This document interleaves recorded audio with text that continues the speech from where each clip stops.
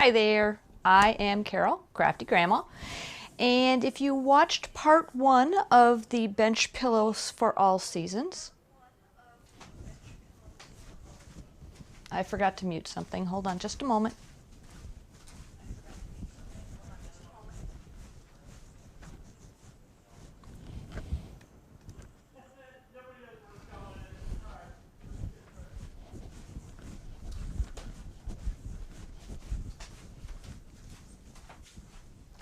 I am so sorry about that. My mobile phone is doing a test right now and I forgot to press mute. I've never used it before during these. Anyway, so I am working on this book. It's from anniescatalog.com and it's called Bench Pillows for All Seasons. And we are working on the September bench pillow cover, which is over here. It's got the scarecrow and some sunflowers and things like that on it. And let me put it up on the wall.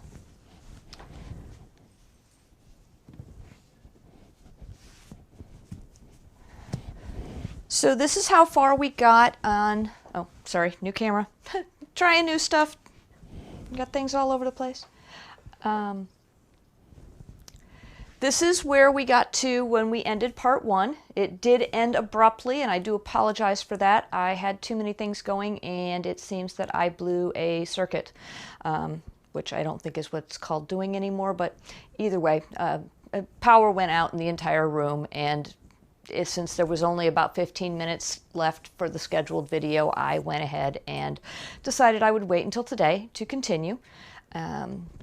We got the body and the pumpkin head blanket stitched, and we got all four of our circles in the middle of our sunflowers blanket stitched. This point down here is exactly where the power went out at. I was very surprised when I realized that it had gone out just on its own, that it happened right at that point. It was odd. But we will continue with the blanket stitch today, get that all done, and then get this the top all pieced together and get it a little bit of quilting. We're not going to do a whole lot of quilting. I do have the backing and the batting sitting here ready for, we have to cut it, but ready to go so that we can get the sandwich put together and get that done. And then we will create the envelope and get this all taken care of. Should be able to wrap it all up in today's episode. I don't believe we're going to need a part 3 to get this complete. And that way I will be able to do something totally different on Thursday, which is make a bag from scratch. All you have to do is have a jelly roll and some fabric for the lining and a little bit of batting, because we always need batting. And we'll be able to throw together a nice box bag. Let's see what else. I've got a new camera. For those of you that have watched me in the past, you know the camera that I had on my sewing machine was a little bit fuzzy and slightly out of focus and just wasn't working quite right.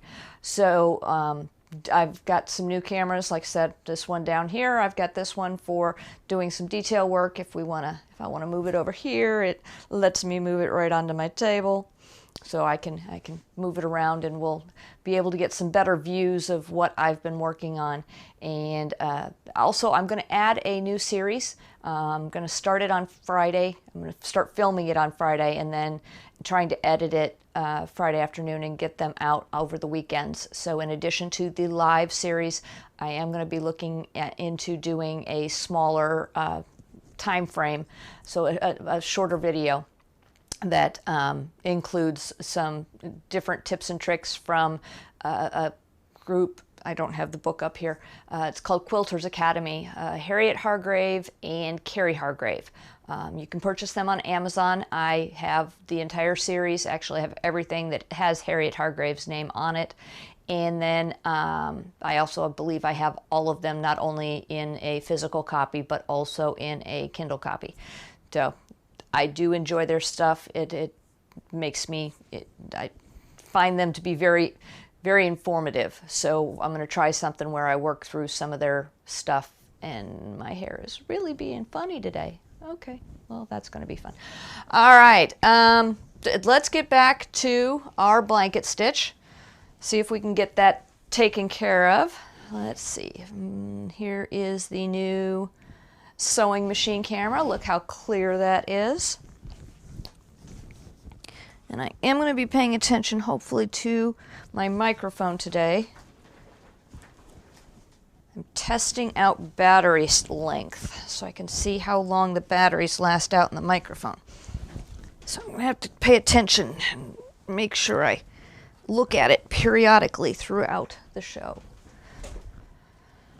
Okay, so here's where we left everything. Just sort of left it all hanging because my machine turned off, everything turned off. So let's go back to our applique stitches. And I was using the one that goes 2 stitches forward and 1 stitch to the left. And I am just going to get started. I do have a dark green thread on my machine. Totally up to you what color you want to use.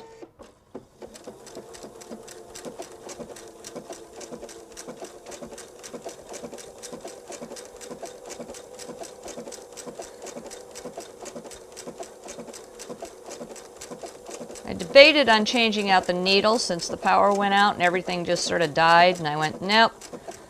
As long as it's still stitching, I think we're going to be okay, because the white fabric that we're using as the background is really thin fabric anyway, so it shouldn't be too much of a problem.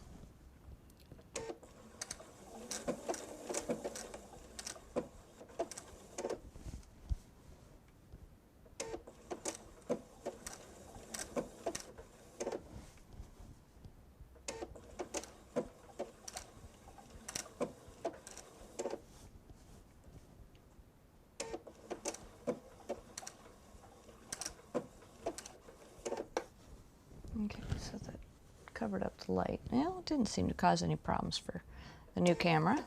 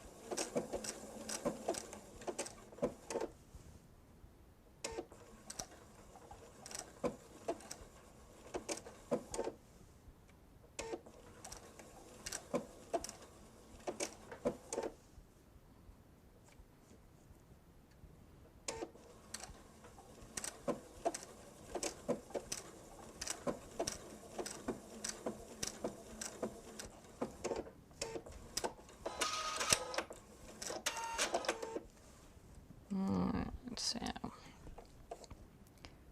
can you see the fuzzies now? You still can't see the fuzzies. The camera's still too far away. I'm going to have to figure out a different way to do that. But, green fuzzies.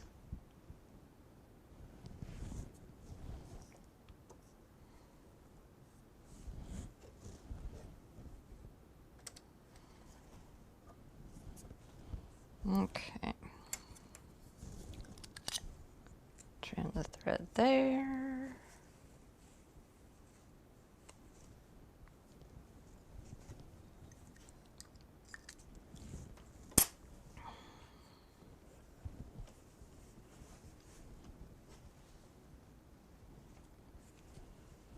Let's do the stems.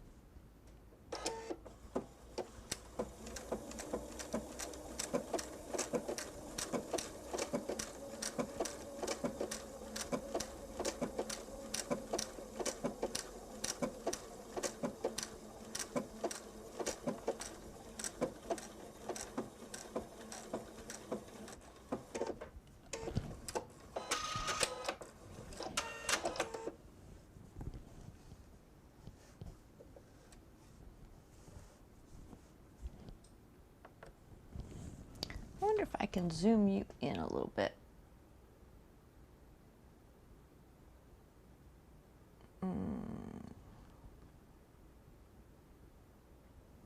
Still not angled very well, is it?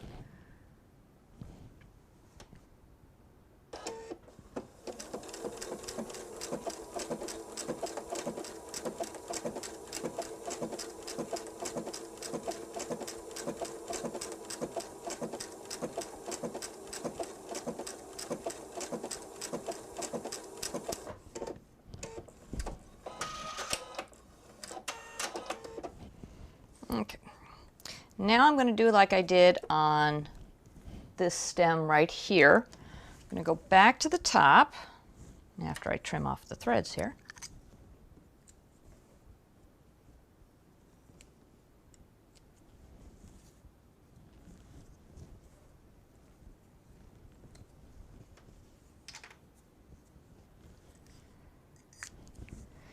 And instead of trying to go from here that way, I am going to change the direction of the stitch. I have a mirror option on my machine that lets me flip the view of, or flip the stitch. So instead of like it had been, it went 2 stitches forward, 1 to the left, back, 2 stitches forward, 1 to the left, back. Now we're going to go 2 stitches forward, 1 to the right, back, 2 stitches forward, 1 to the right, and back. So same stitch, just mirrored.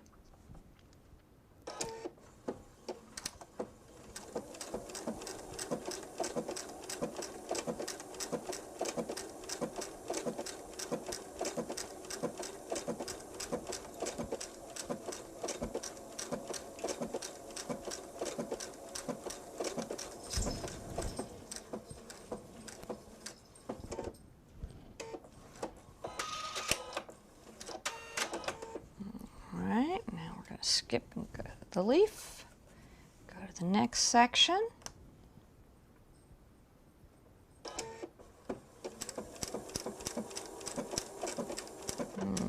We are not stitching. Okay, what slipped out? No, that's where it belongs. Lose our bobbin thread? No, it seemed to be catching. I don't know.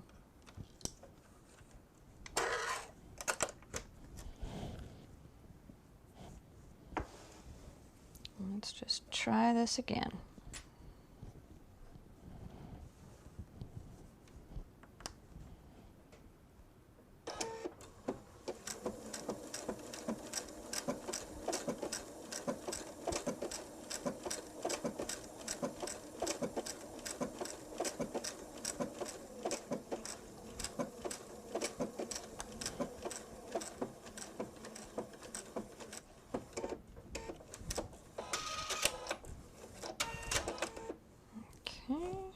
Make sure we've got all the threads up. There we go. And the last part of this stem. Oops, too far over.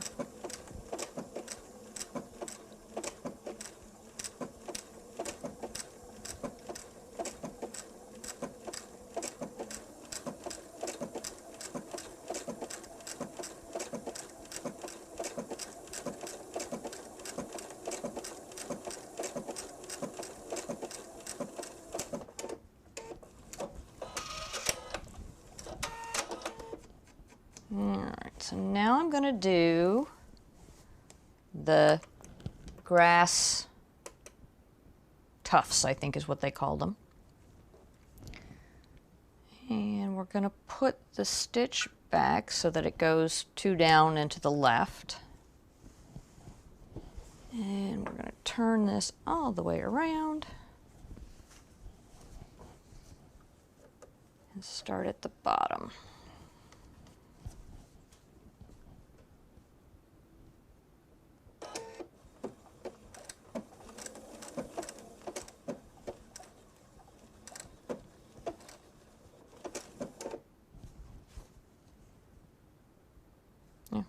Went the wrong way. Let's try this again.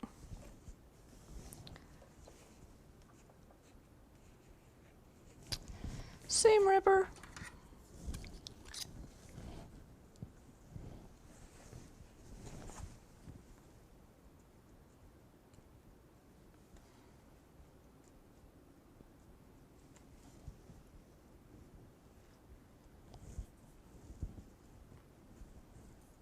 Okay. Let's try this again. I went on the wrong side of the tuff. There we go.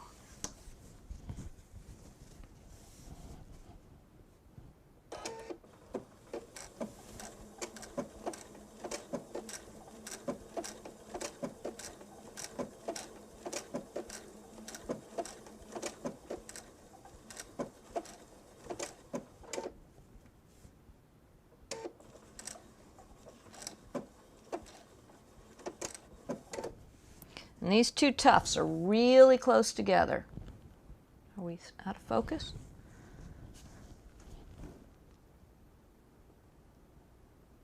Come on.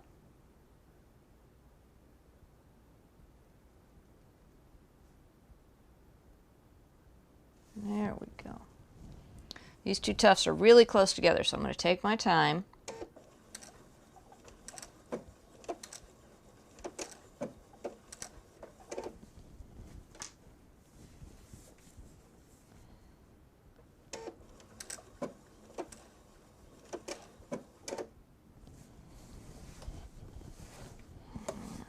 Flip it all the way around to try and get the point of the tuft as straight as we can.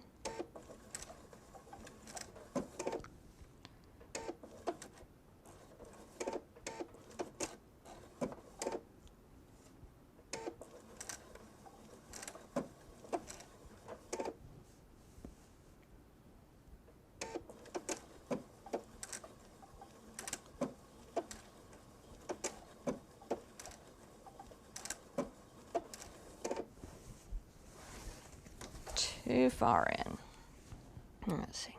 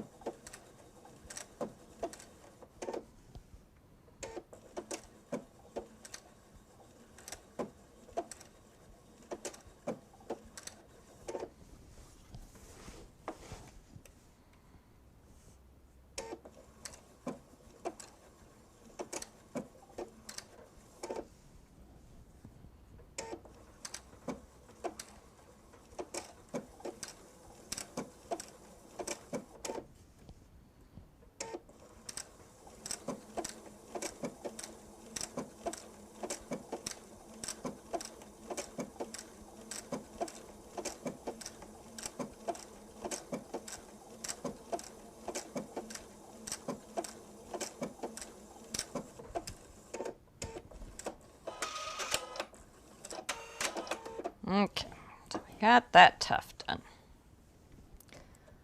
Let's get the other tuft.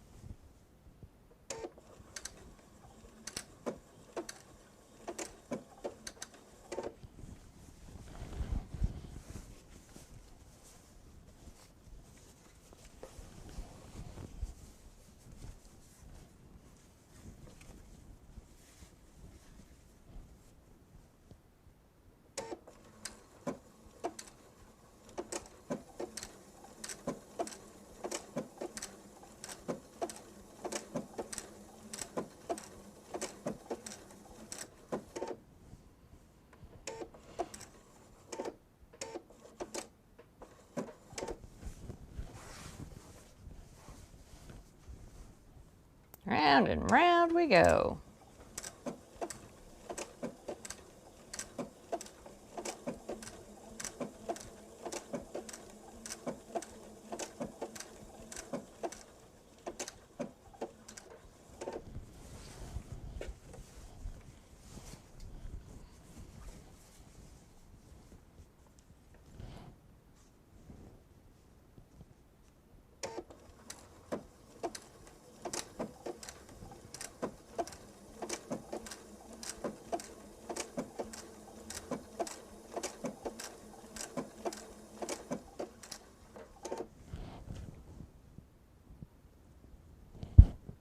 Keep my hand out of the way.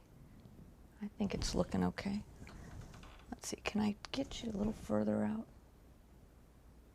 Just a little, there we go. I'll have to work on figuring out what the proper setting is for that.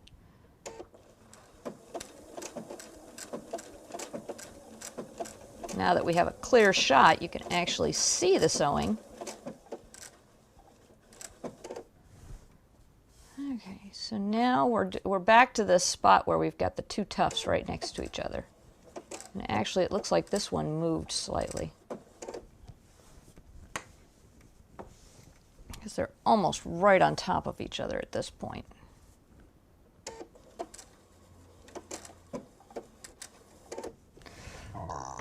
Oh, excuse me. Wow. Drank too much coffee today, I guess.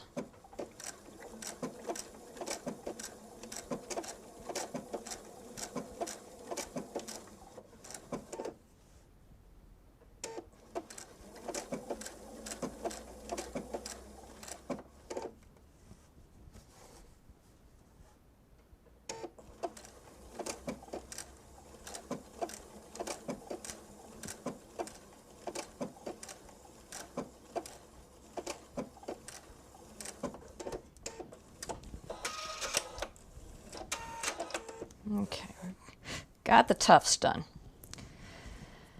And I am going to do the post in green also. Just because there'd be grass around it, it would make sense. And I already took the brown off and don't feel like putting it back on.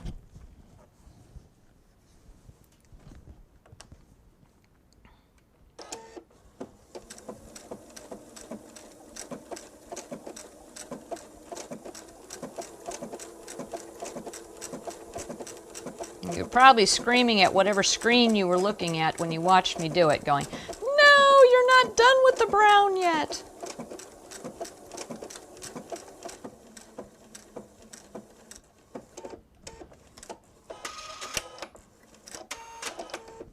All right, there's that side. It doesn't look that bad. Mirror image. And go.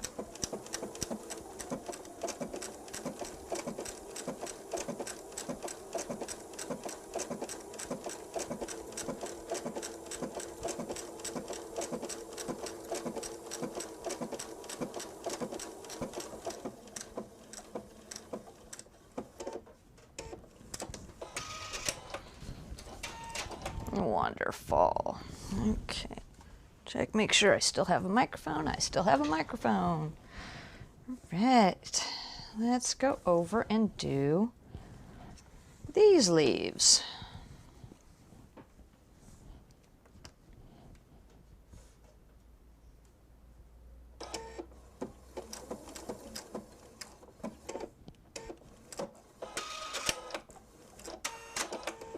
And it would be helpful if we did them in the right direction.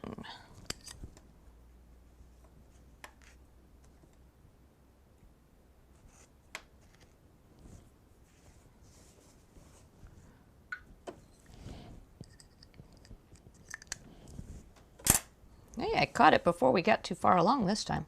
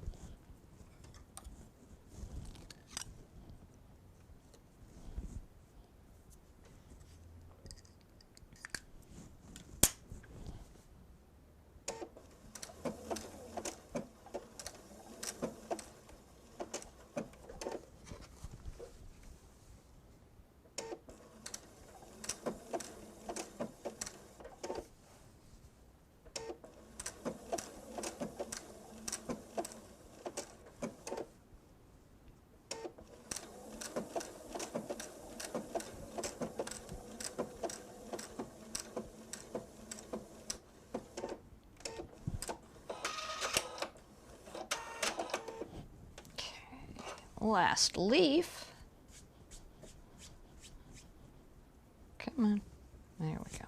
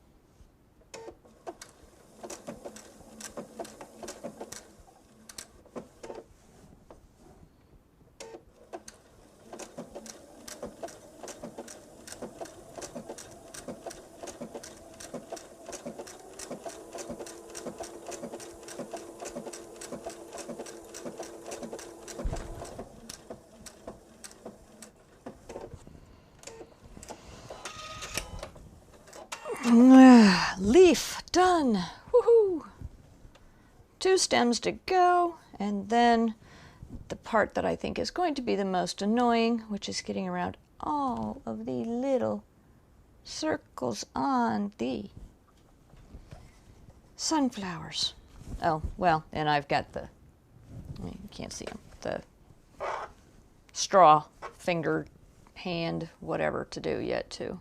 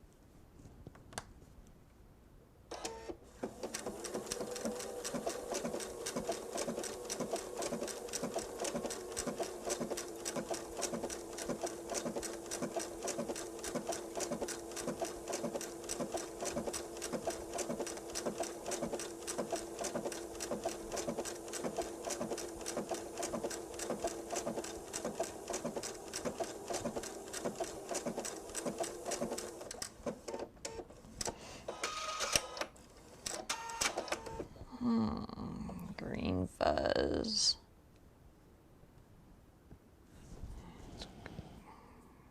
Where's the green fuzz?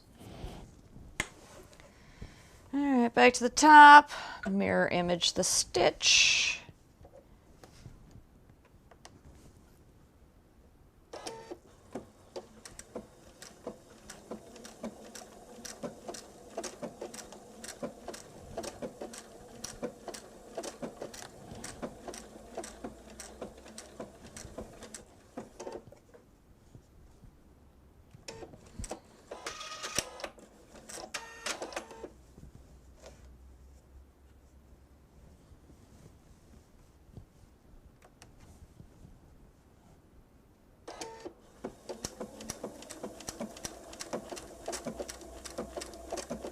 We are not stitching. Okay, let's try that again.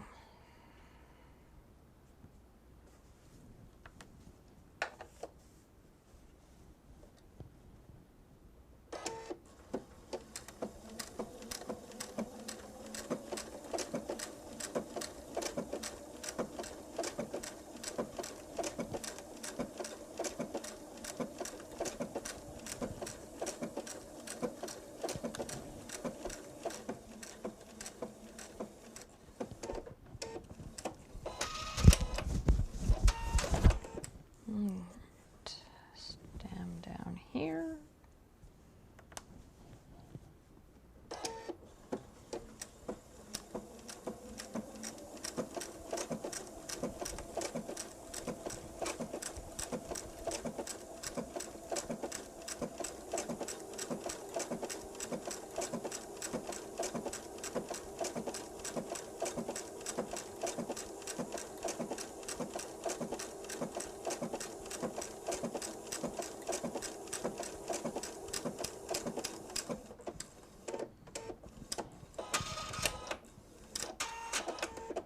Put the stitch back the direction we had it, or the original direction.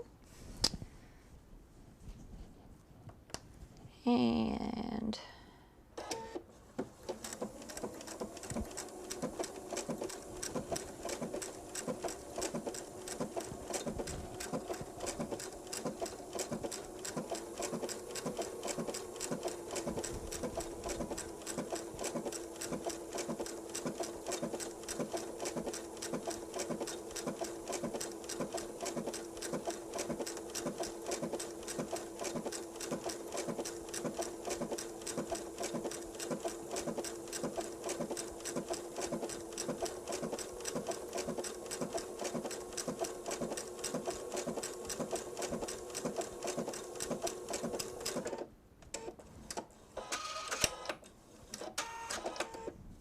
last part for the green. Oh, what would do happen there?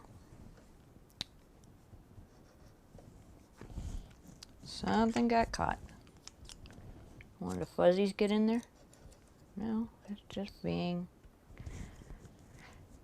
being difficult. All right, cut the thread. Take that out. You only have one more side to go. You really want to be challenging to me today?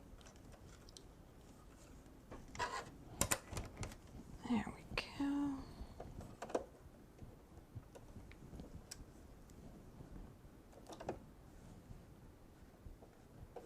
Come on, let go of my thread. There we go. All right, did I reverse? No. Mirror image the stitch, the thread back,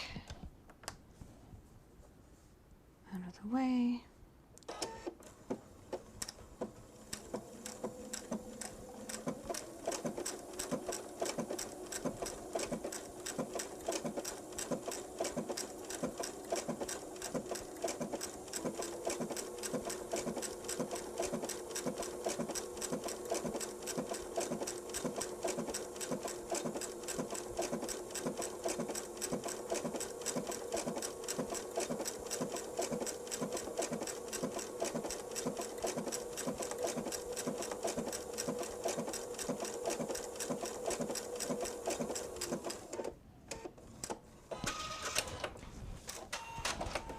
Okay, let's clip our our seam, clip our extra threads that are all over the place.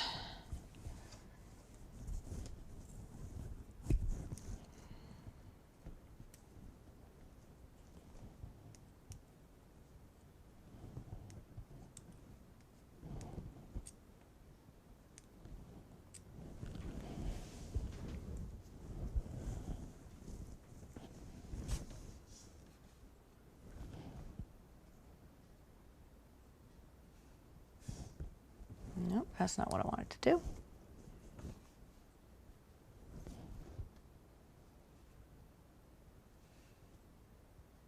That's the wrong way. Why do you keep taking that way? There we go. Come on. You can go out. I know you can.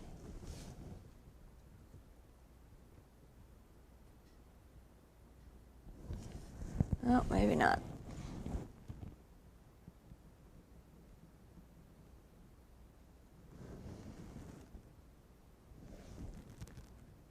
So maybe I shouldn't be messing with this, huh? All right, so we're cutting our threads.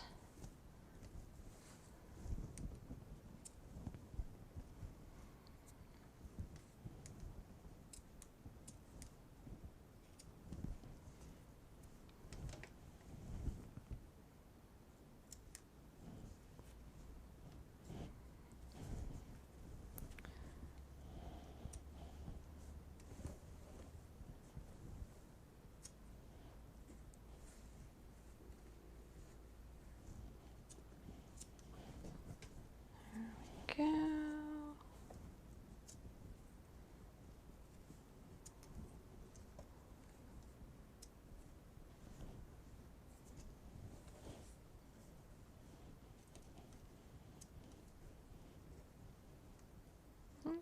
There. Okay, we've cleaned up all the threads on the top. Now, just to make sure nothing gets twisted and messed up underneath, we're going to clean up the threads underneath also. Let's see, clean this up.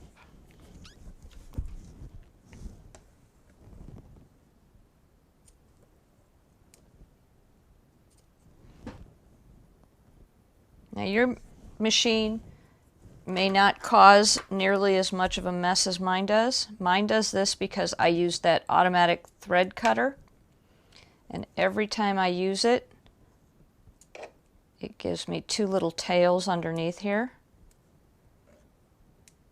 If you use yours, or if you don't have an automatic thread cutter, you're going to have one thread underneath, and it's going to be from when you use the manual trimmer. Unless you are really particular and you go underneath on every stitch or every seam and manually trim them down right away. Are these going to really be a problem? Probably. They probably won't cause any issues, but it could get caught up in a seam and make it look weird. Like here, if I had trimmed these, this is all messy. If I had trimmed these before I stitched the other colors, the tails would not be stuck inside the seams. Let's see here, like here. This is all messed up.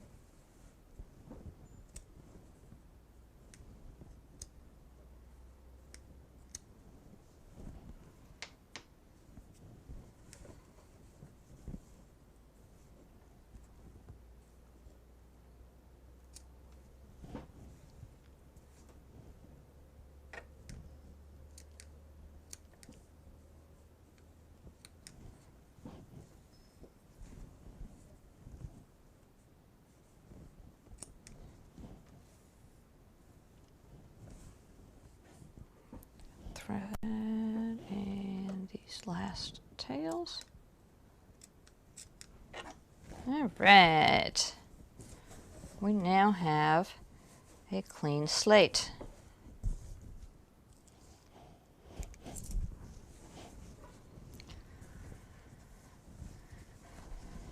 And I am going to switch over to, well, let's see, hopefully not lose my microphone out of my pocket. There we go. I'm going to switch over to a gold.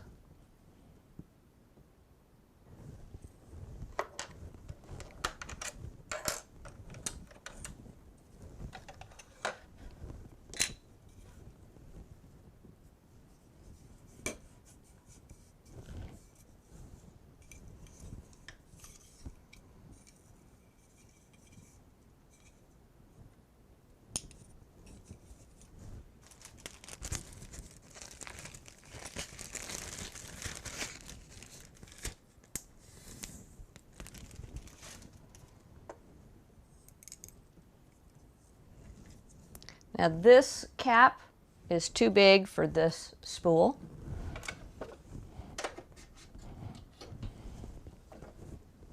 So I get a smaller cap.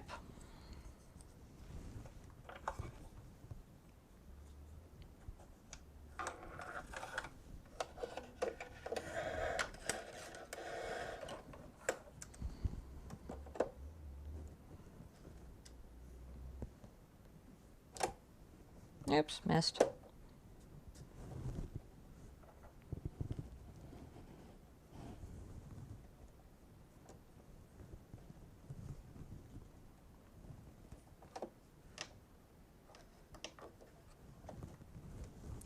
Go. Gold underneath.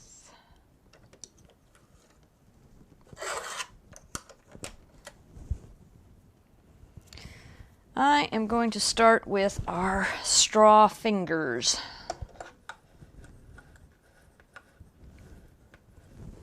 Sorry. I'm going to put this back to the way it's supposed to go, and we'll start here.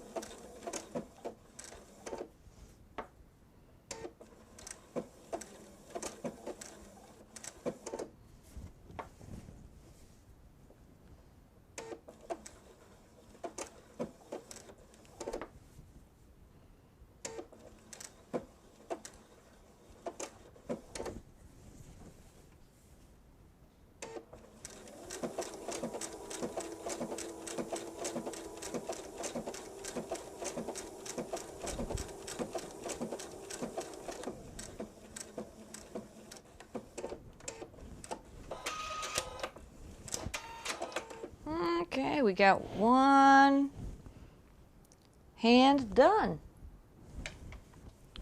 Let's do the other hand. Looks like we got fuzzies. See the fuzzies?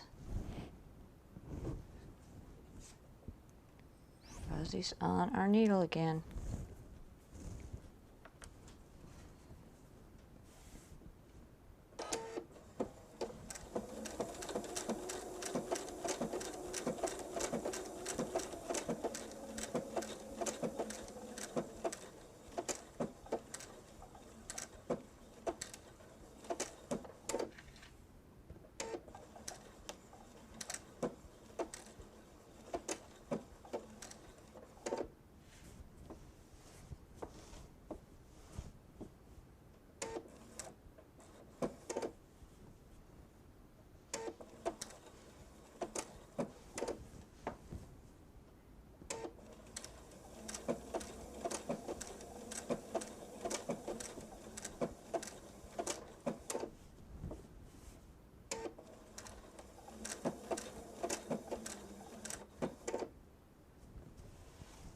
Nope, we'll leave it here. Go to the side, back to the middle, and then go forward. It's just too hair too far into the fabric, but we'll live with it.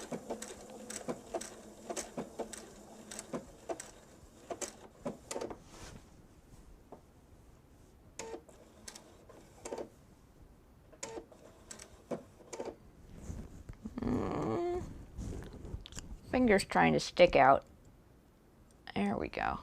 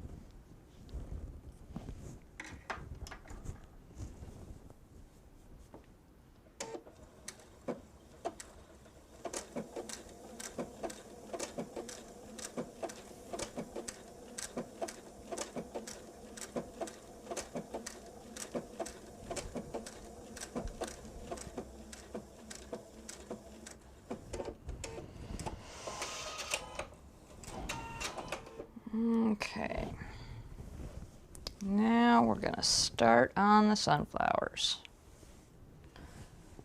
All right, hold on just a second. Let me get some water so I can get hydrated here.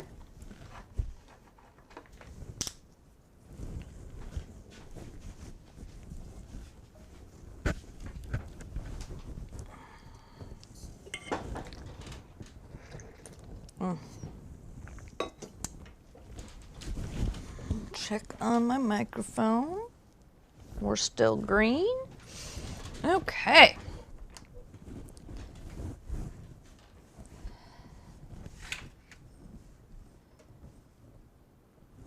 And we're going that way. That's the way I want to go. So we're going to go in. So let's get started.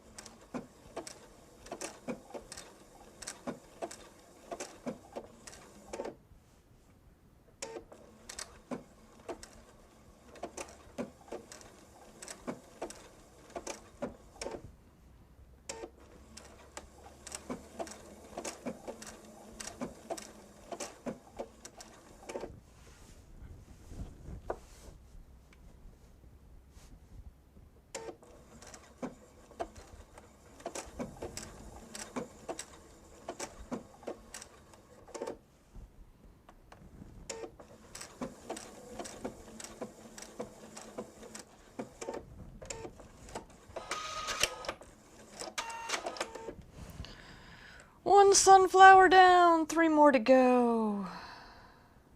I figured these were going to be tedious because of all of the ins and outs.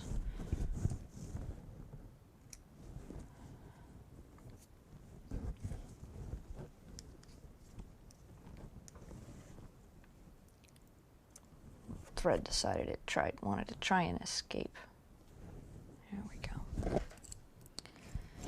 All right, one sunflower.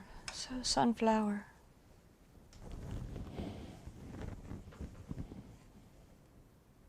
All the gold on the outside, the black on the inside, and then the greens on the stem.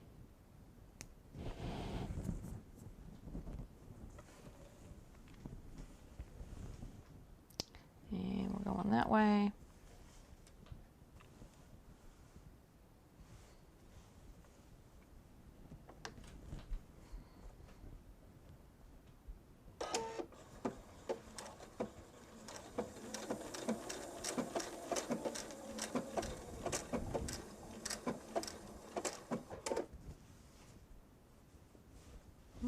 One more that way.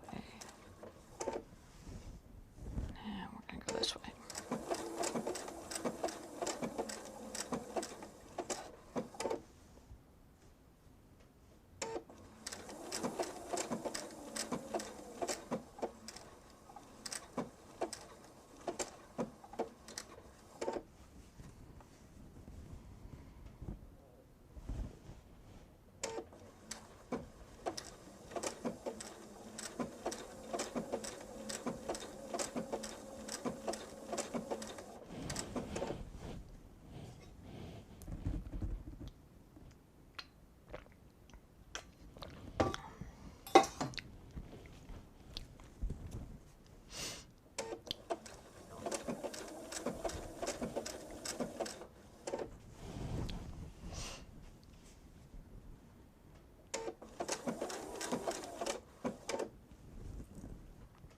Too far over. There we go. Get myself back on track.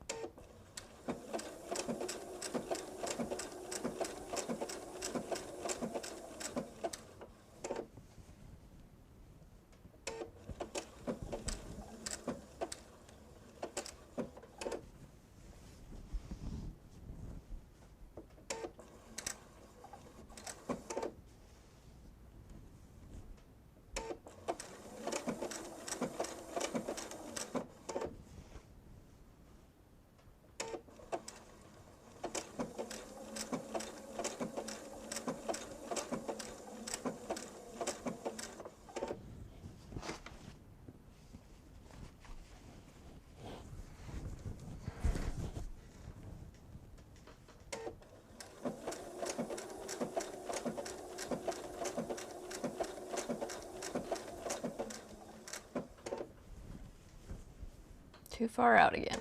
Come on. There we go. Let's go back in there and out and there we go.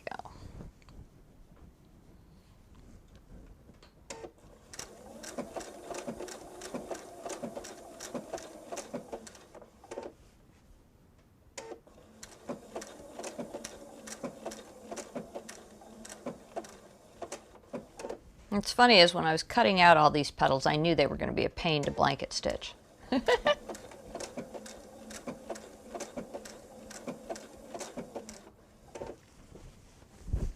shouldn't say a pain. They're not a problem. It's just tedious.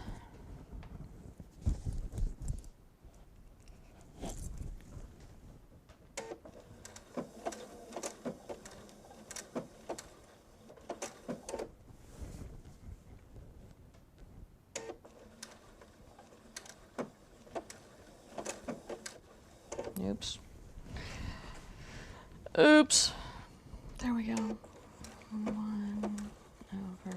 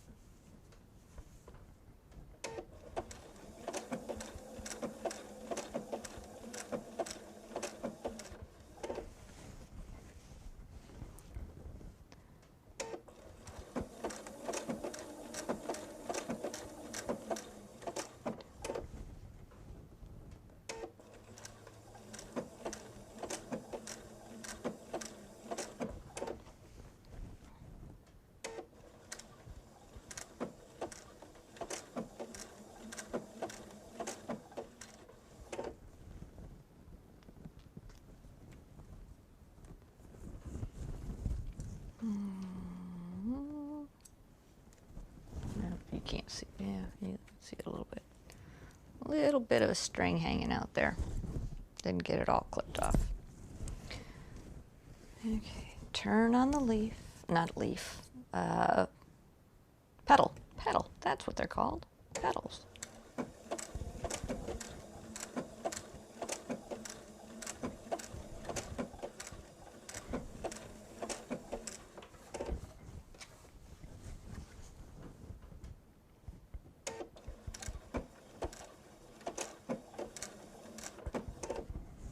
Okay.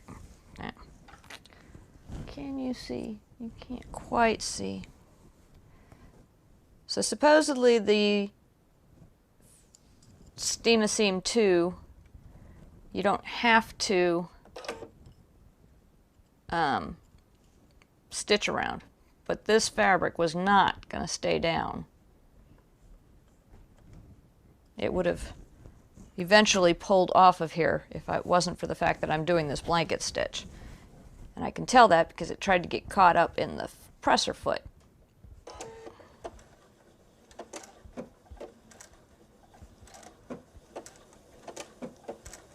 And this is one of the other reasons you have to take your time around all these little pieces, because otherwise they will flip over and you won't have anywhere, or you'll stitch the fabric down in the wrong direction.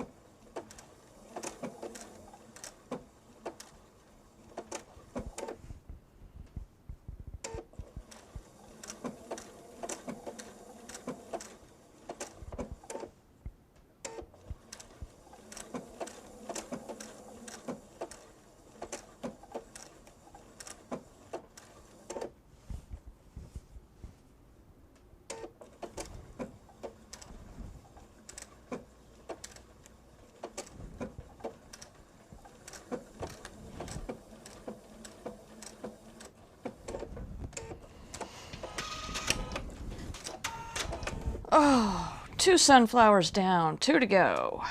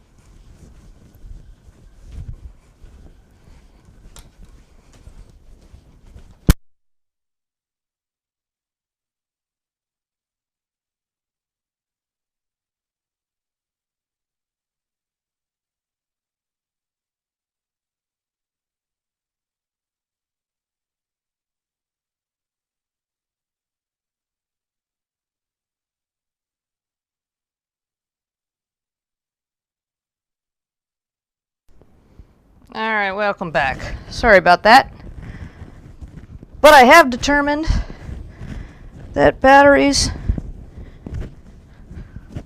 last me about 20 hours of video time. Well, 21, because I'm sure they just died very shortly, or soon, not too long ago, because I've been paying very close attention to them. So welcome back.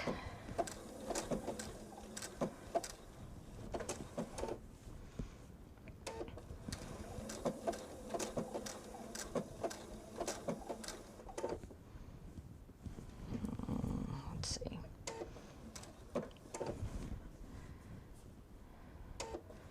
Sideways and forward.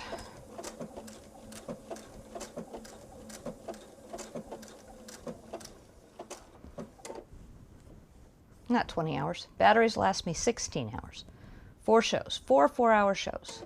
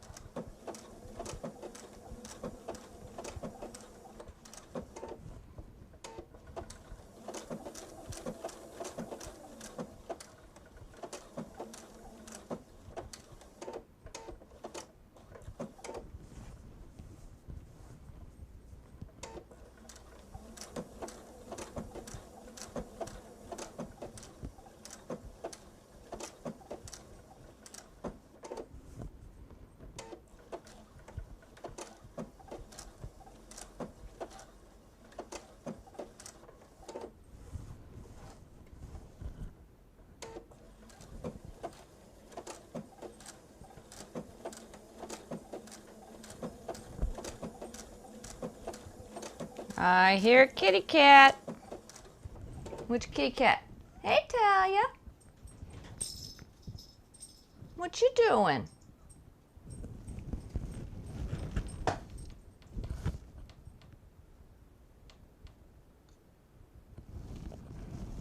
There we go. Oh, hey, babe. Where are you?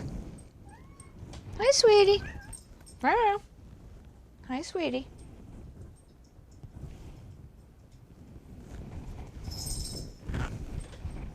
You want to come up say hi to the camera? No? Okay. Then I'm going to keep sewing.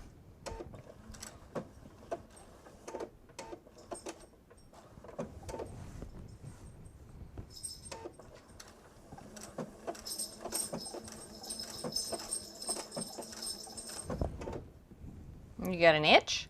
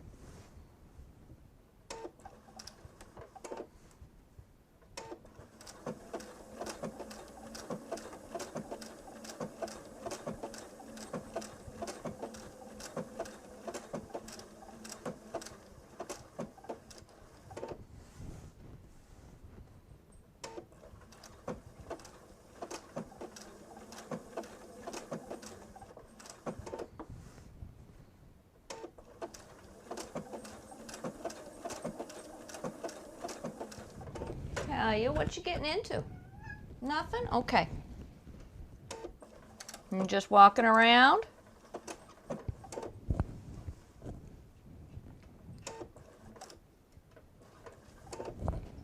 Hey. I hear scratching. What were you scratching for?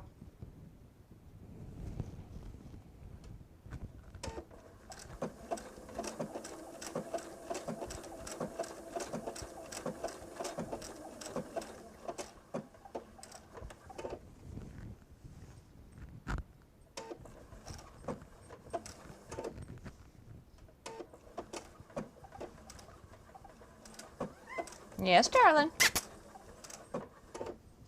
What you doing? What you doing? What? You want to come here? You're gonna walk away again. All right, you walk away again.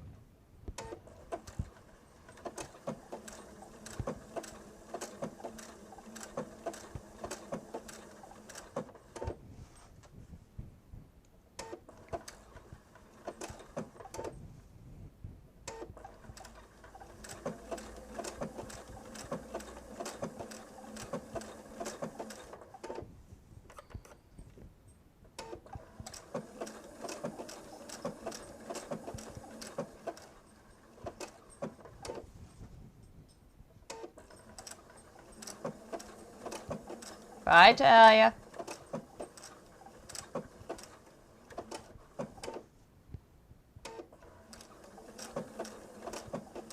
Apparently I wasn't doing anything interesting enough for the cat to stay.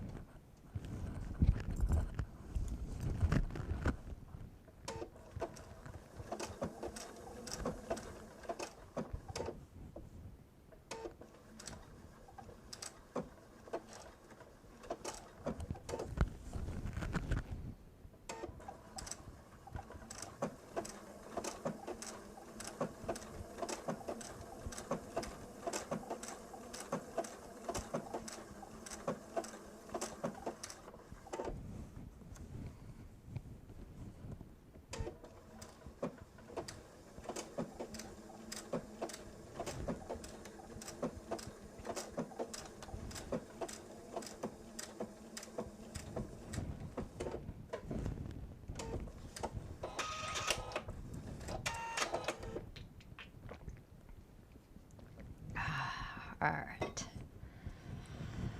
Last blanket stitch we have to do today. Woohoo!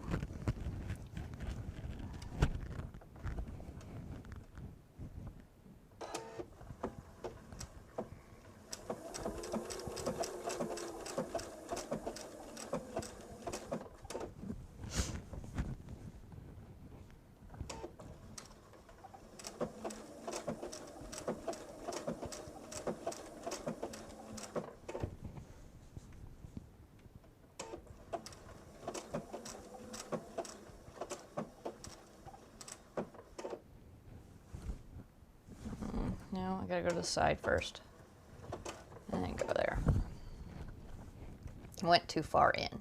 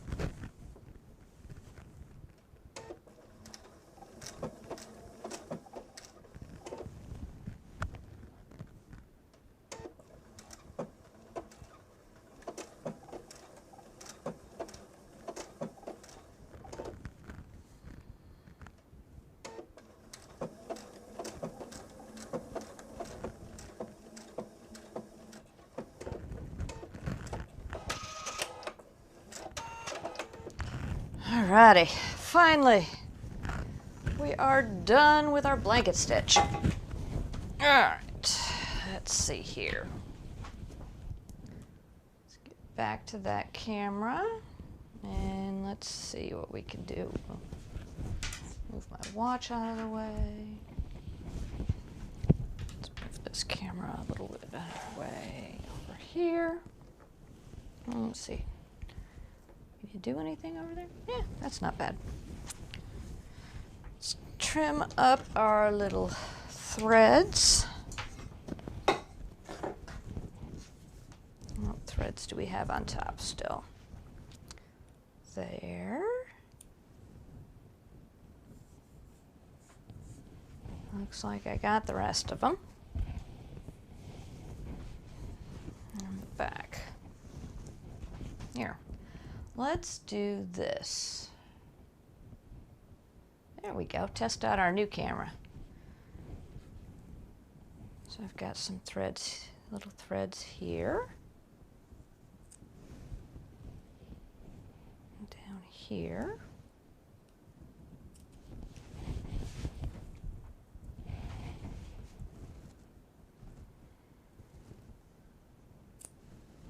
There. Let's see, these got caught up in the stitching. Here.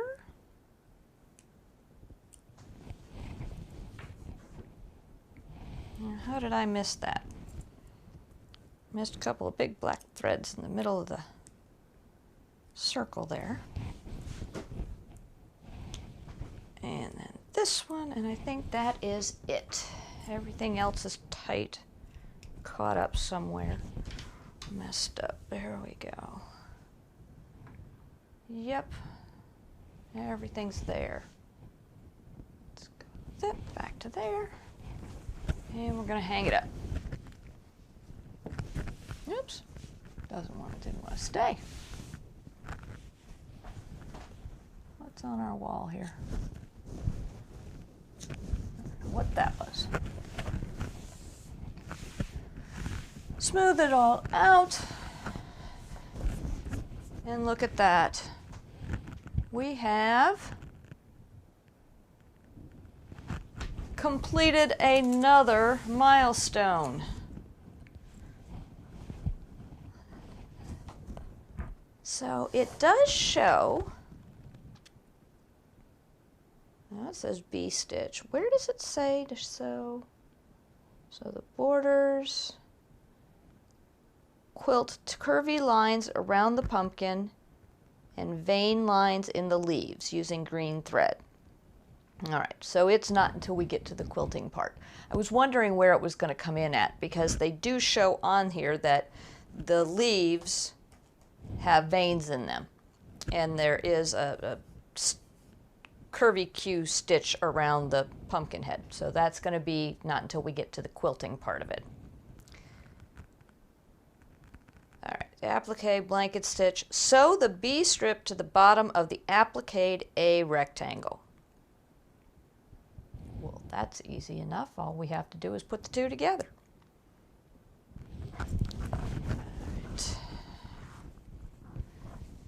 Let's go back to the sewing machine.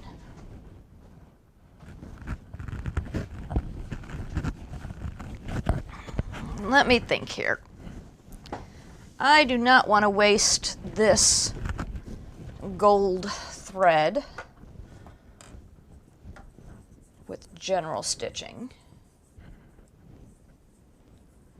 I don't have a lot of it.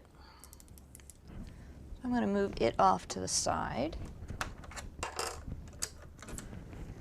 And I am going to switch back to my standard piecing thread.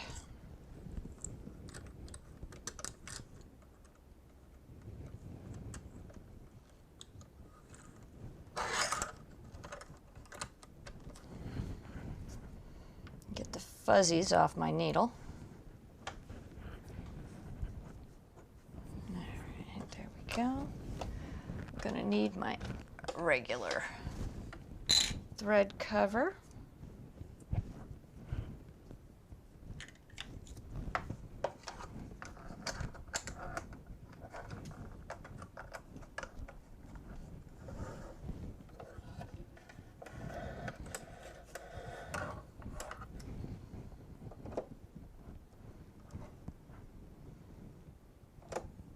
Oops, did it again.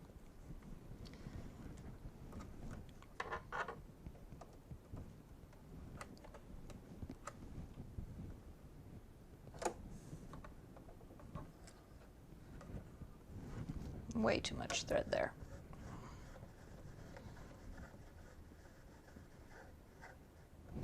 Oh, and we need to switch out the applique foot for my 1/4 inch piecing foot. And let's not forget to switch to our piecing stitch. Okay, so across the bottom. There's the bottom.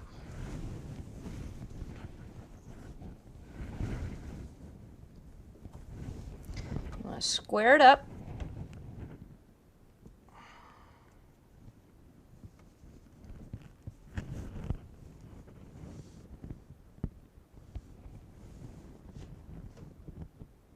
Oh, almost forgot.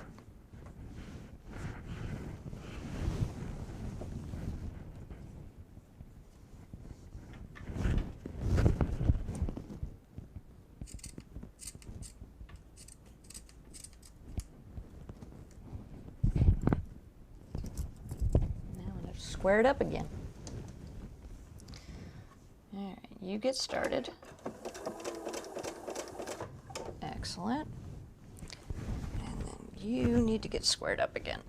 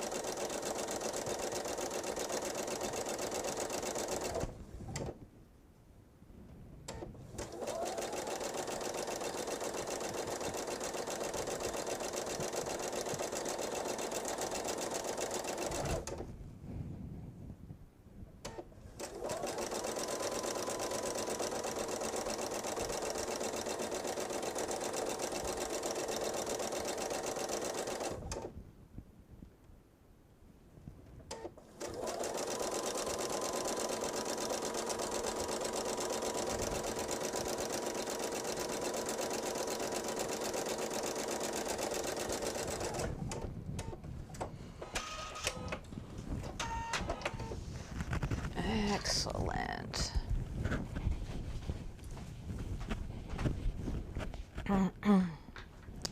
So back over here. There we go. And now we are going to press.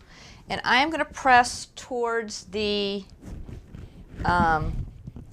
strip we just sewed on because there are pieces of applique that are at the bottom of the the big rectangle that we did. So I'm going to press everything towards the small strip that we just added.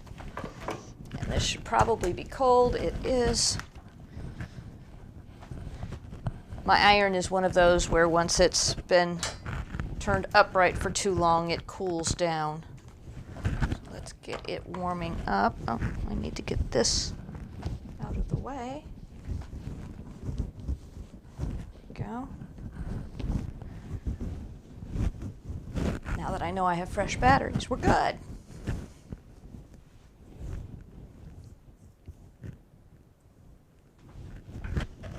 Okay. So now we press, with the fabrics right sides together, we press here. That's going to seal the seams. It kind of loosens everything up and gets them ready to be pressed open. And if you're used to garment sewing, you would press both the seams open. That's not what we're going to do. We're going to press to one side so that both seams are facing in the same direction, which is what I meant by we're going to press towards the strip I just added. Finger press after you do that. Make sure you don't start on an end. Kind of start towards the end, but still inside. That way you can smooth it out. And then across.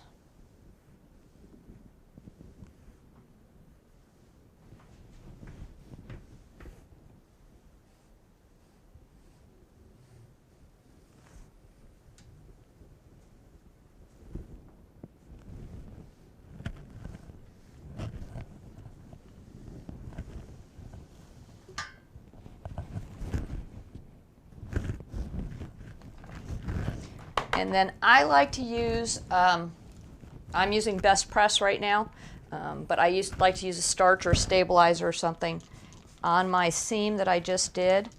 It makes it so that the seam is really crisp and sharp, and I just like the way it looks. It looks more finished to me.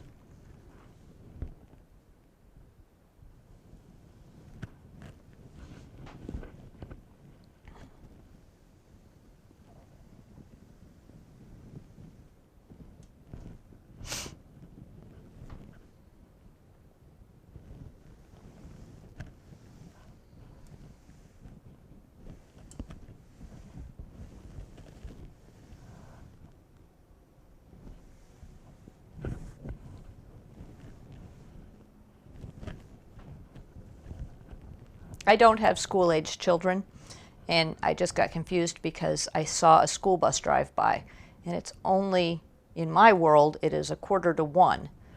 So I didn't understand and still don't. I'm confused as to why there would be a school bus so at such an odd time of the day. Well, to me, odd time of the day. I guess it could be kindergarten, but I thought kindergarten here was all day. I didn't think it was a half a day. I could be wrong.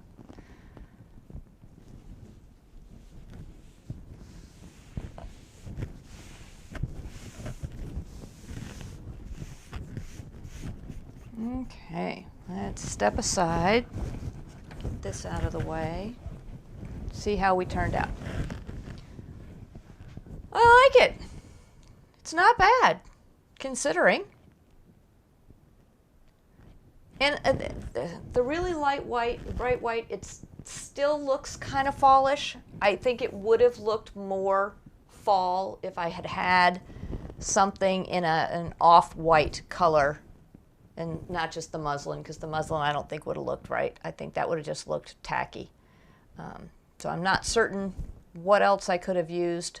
I know I had nothing else to use. I shouldn't say that. And the book has got a very nice pattern that it uses, or fabric design that it uses. Not certain where exactly they got it. Probably out of their, you could probably purchase it on their site because they do sell fabric. Sorry, something goes on my hand. Not exactly certain where. But anyway, all right. So now we want to make the patchwork side borders. And for that, we're going to use these. And I have not moved them since I put them together yesterday. I think they're still okay.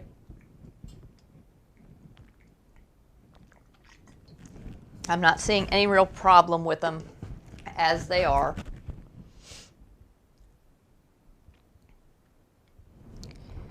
And so I think I'm going to leave them as they are.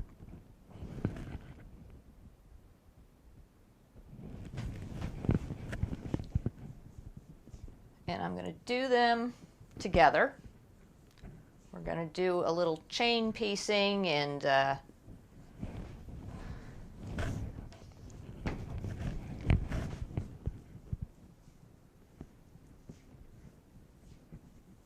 else to call it, chain piecing, and then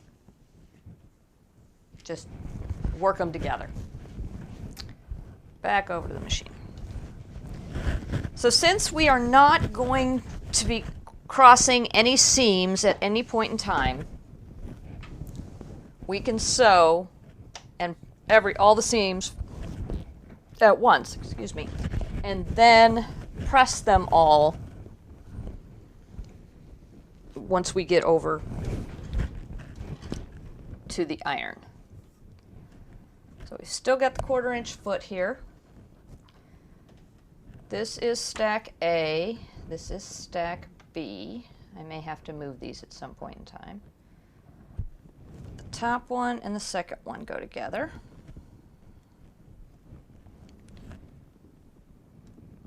And we're going to make sure they are face to face, or right sides together.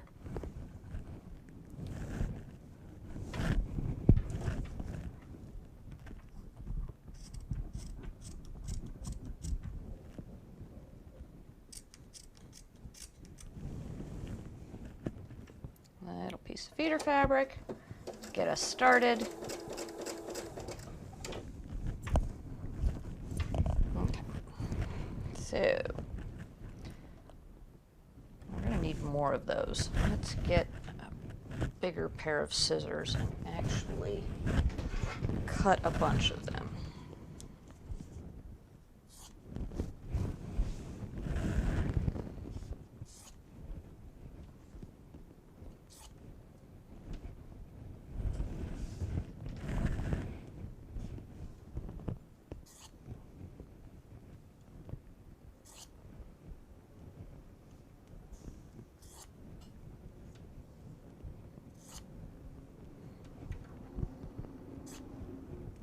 I think I'm going to need 7.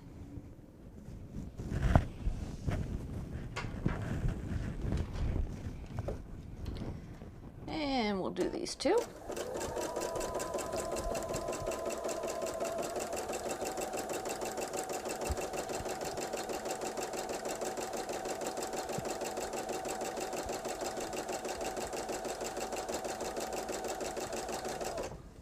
And that was stack A. So this is stack B.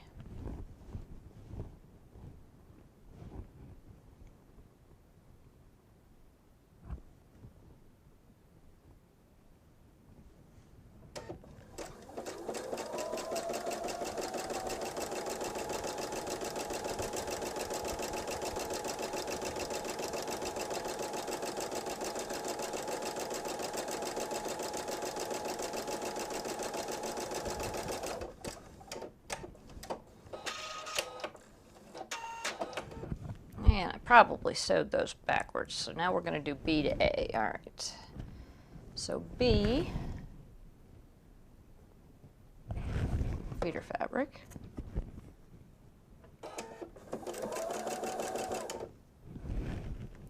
Stack B.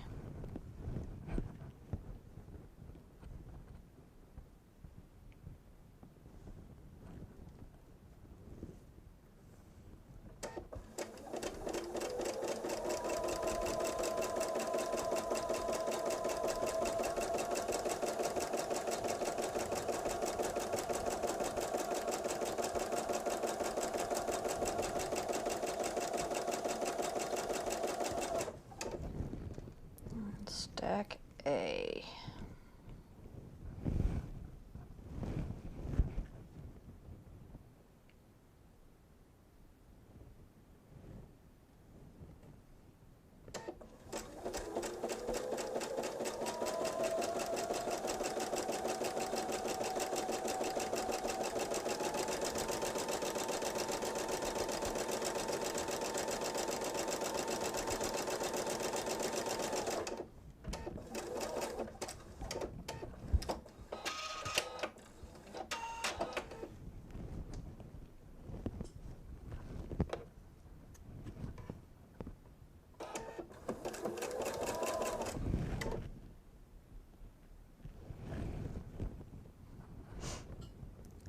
Stack B. Make sure we get them lined up. We are going to be trimming off 1/4 of an inch on either side-ish. Basically, we'll be squaring them up.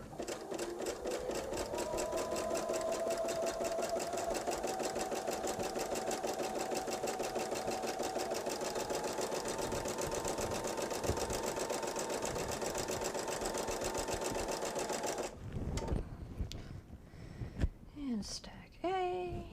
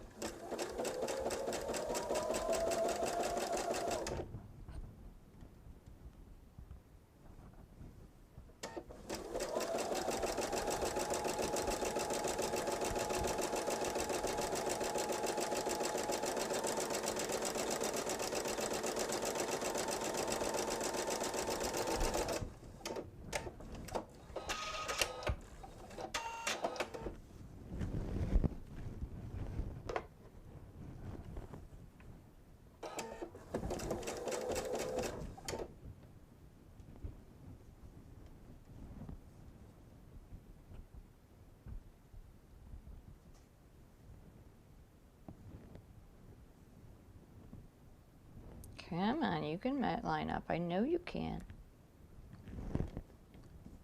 There we go.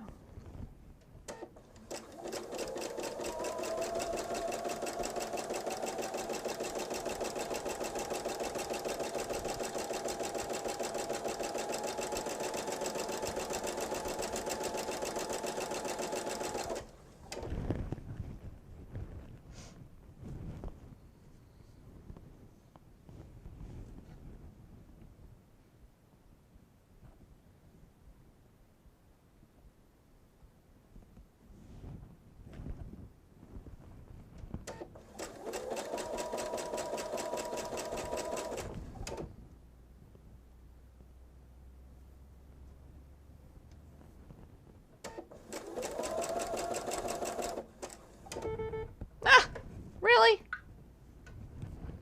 All right, cut.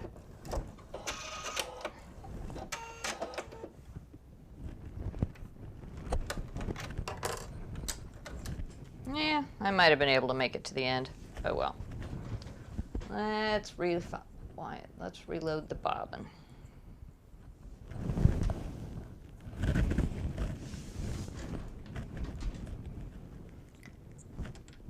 Trim these little things off so I don't forget, because otherwise they will get caught in the seam and we will have a bulky seam, and we don't like bulky seams. So my machine has special bobbins, and there's a little logo that you can't see at all.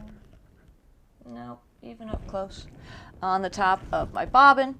So I have to put that on the top, facing up, or else, well, it won't even go on.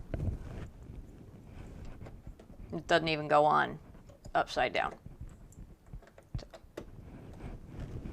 right side up. And then my bobbins have little teeth inside of them, so to speak, where the thread catches. Turn down your machine. I don't care what model of machine you have. Do not wind a bobbin at full speed. This particular model, when I worked for the company that I sold these for, the sewing machine company, I would get people that would bring in different machines, not just this machine, but different machines, same brand, that had the bobbin warped onto this peg because they wound the bobbin at full speed.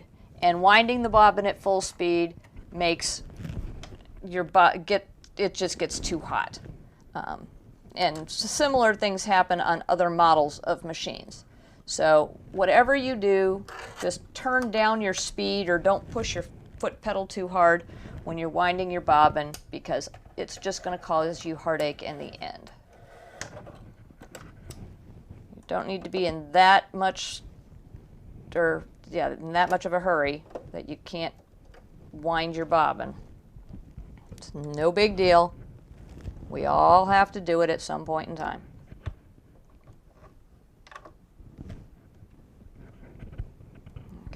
I am going to get rid of some of that tail because I don't need all that thread hanging out over there. And now we go back to sewing. I'm going to start just a little bit in from where it ended.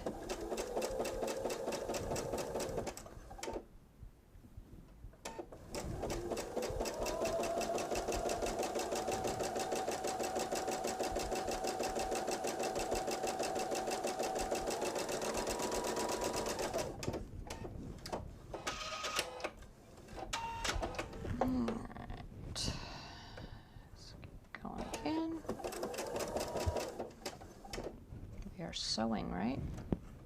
No, doesn't look like we are. Come here. Let's see.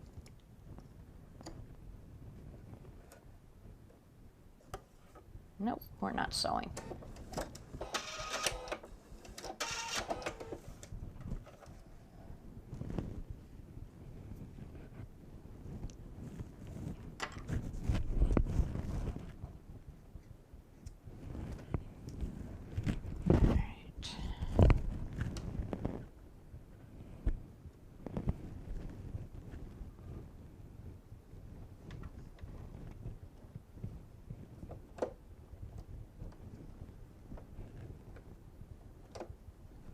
Come on.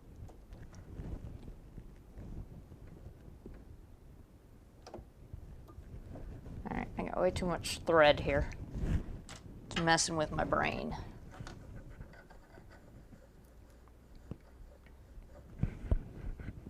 We are up there, yes.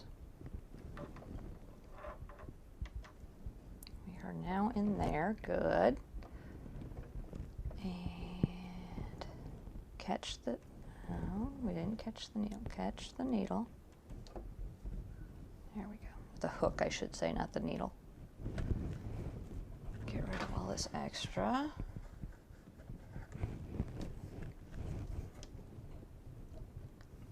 And try again.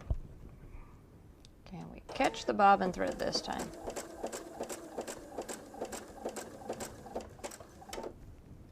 Yes, we did. All right. And where are we at? There we go. B stack.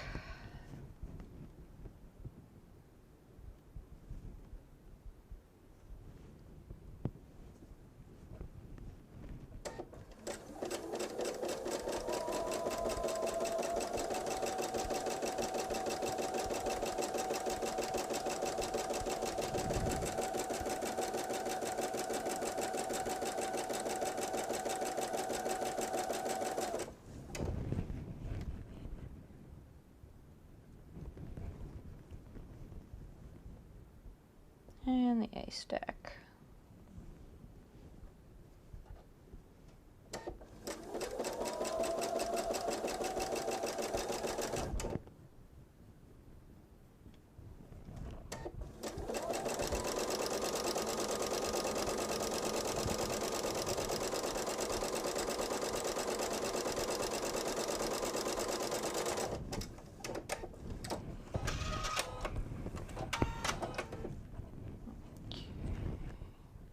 Figured I was going to have to move these stacks at some point in time or another. And let's get this fabric.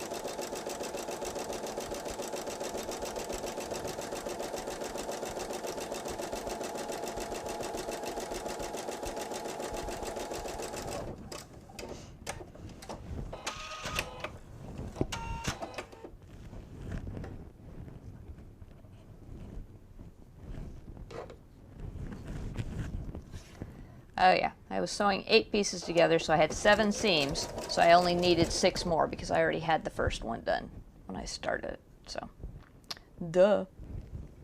Okay, line up. There we go.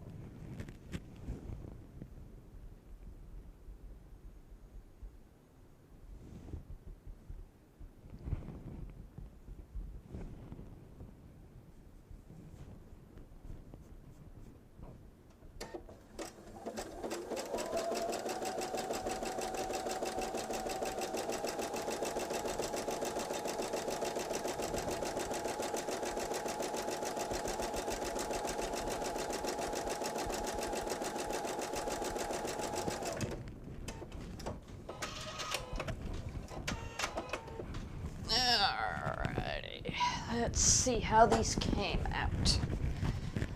And back to here we go. Yes, okay. So, here's what we have. We have our 2 strips, all sewn together, no seams pressed. Let's trim off our feeder fabric.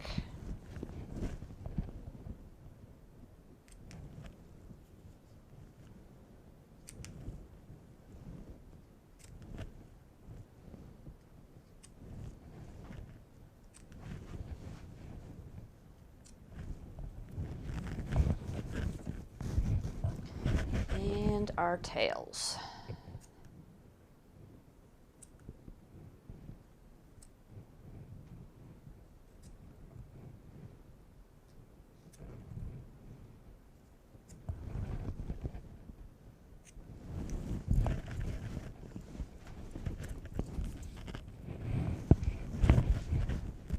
So now we need to make sure that we press one of these going one way and one of these going the other way.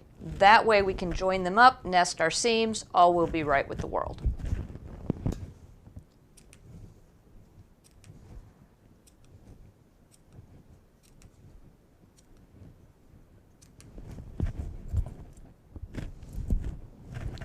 So this one absolutely has to go the way it's going, because there are words on the bottom square or bottom fabric that are going a certain way. So I want to make sure that this one is pressed in a certain direction.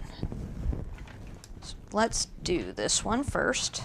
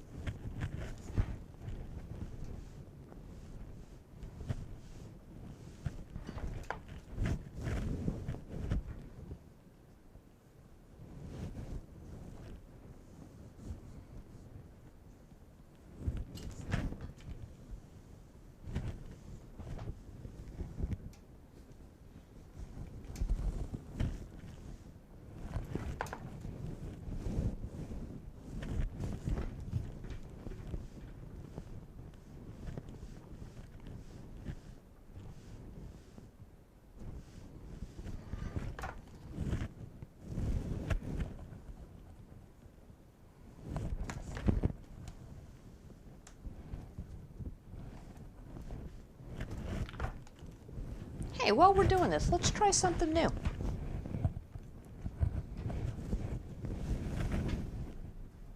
That's going to be a problem. Let's see. Oops. Too many cords. Well, that is going to have to go over here. All right, let's see. Let's make that camera do what I want it to do. Let's try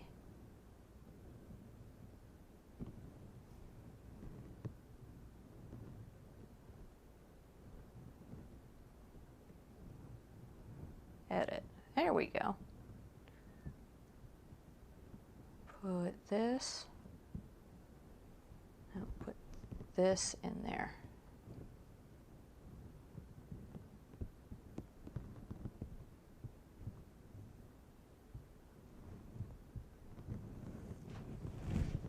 Let's see. Hey, look! That's kind of cool. So we're pressing the fabric this way. And we've got wires all around, so that's going to be challenging. I'll get that fixed for next time. All right, so now we're pressing our seams closed.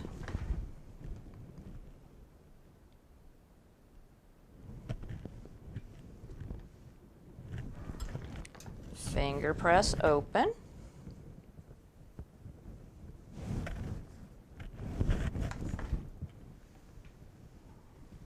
And hot press open.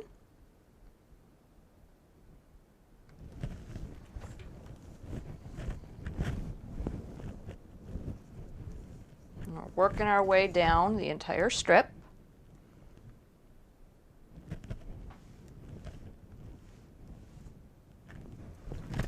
You can see my messy stuff back here.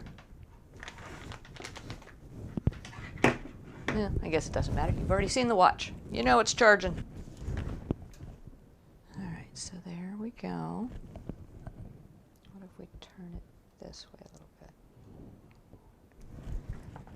bit? And now we finger press it open.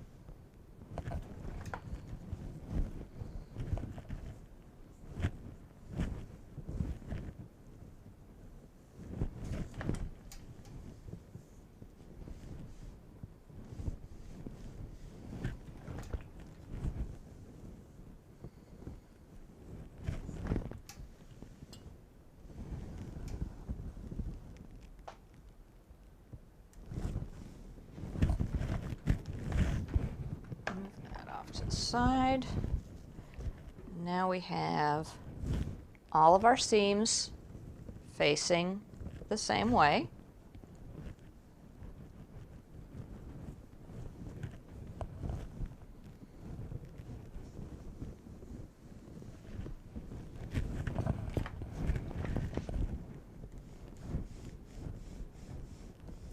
Sharpen them up a little by pulling it a little bit so that they're all tight. And last but not least,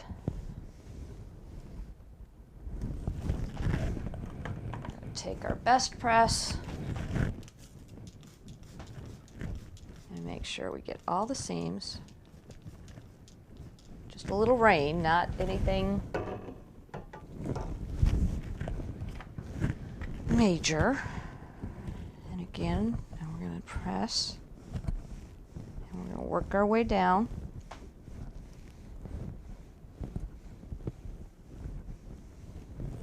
The bottom piece of fabric.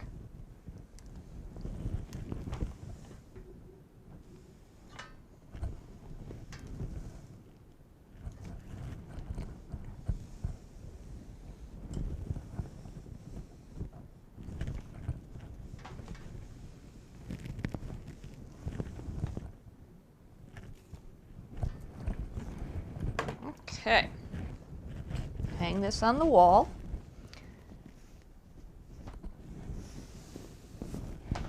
And this fabric is going to be our bottom. So I'm going to press towards that one now.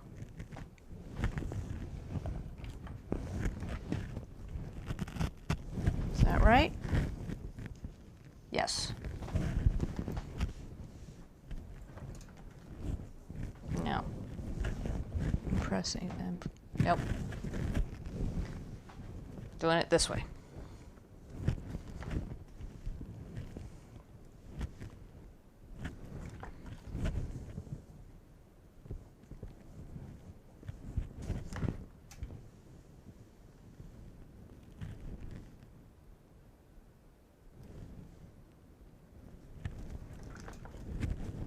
Okay, and then we go here.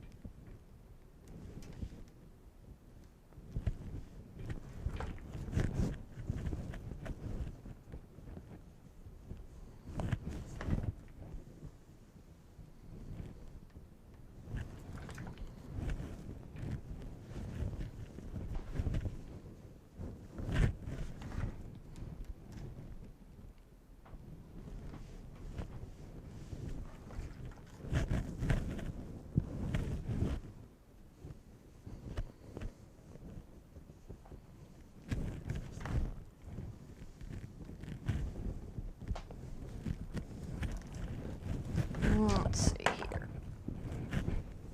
Now we're going to turn them all this way. Actually, we're going to turn them all this way. So I can pull, tighten. So just a slight tug. Nothing, I'm not yanking them.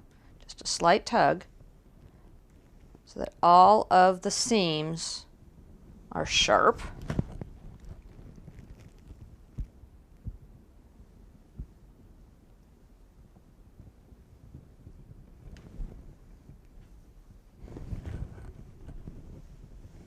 Yeah, that one didn't want to go the right direction. There we go.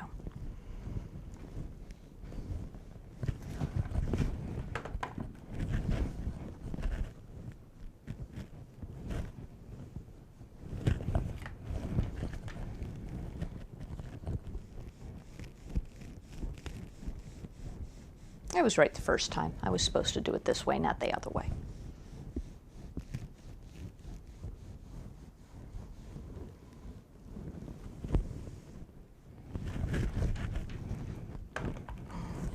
And a little bit of best press, just a little sprinkle.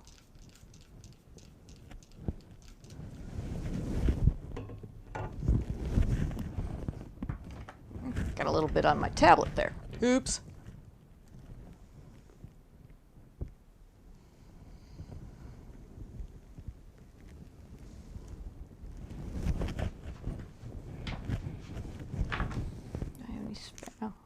this.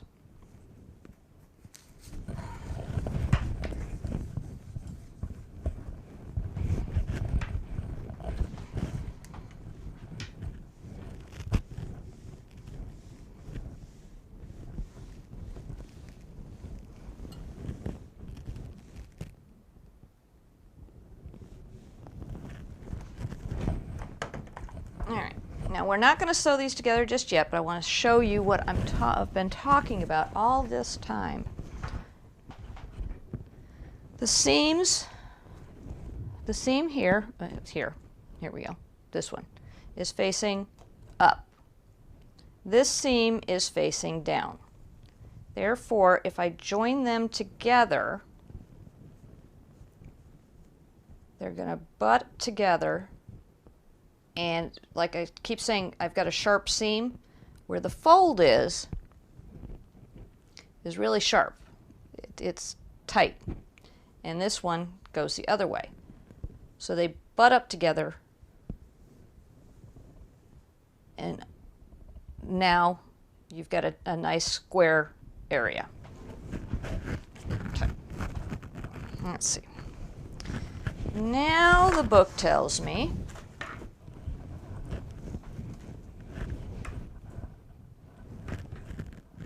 that I am going to arrange the C rectangles into 2 horizontal rows. I did that. Sew the pieces together. I did that. Referring to figure 3, that's here in the book. Trim one long side of a patchwork row to square it up, then cut 2 2.5 inch by 16.5 inch strips. Okay. So the first thing I need is to square up one side. And they're going to be 16.5 inches long, so I can't use that ruler, I have to use this one.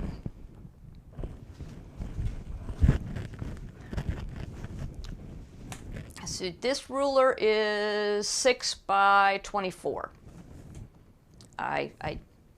This is my second most used ruler.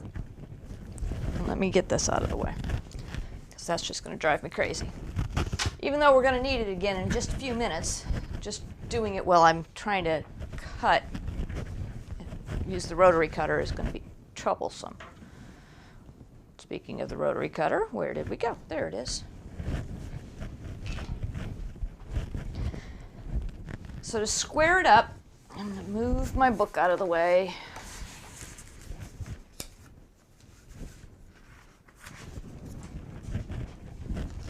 Go all the way over there. Actually, did I save that last one? Let's see here.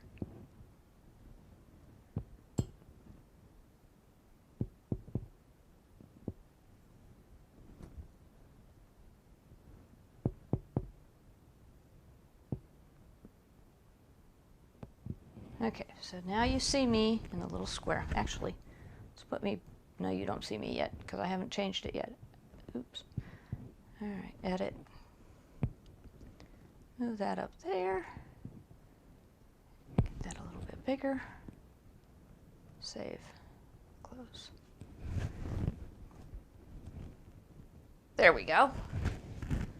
Let's move this over here now, and let's talk about cutting.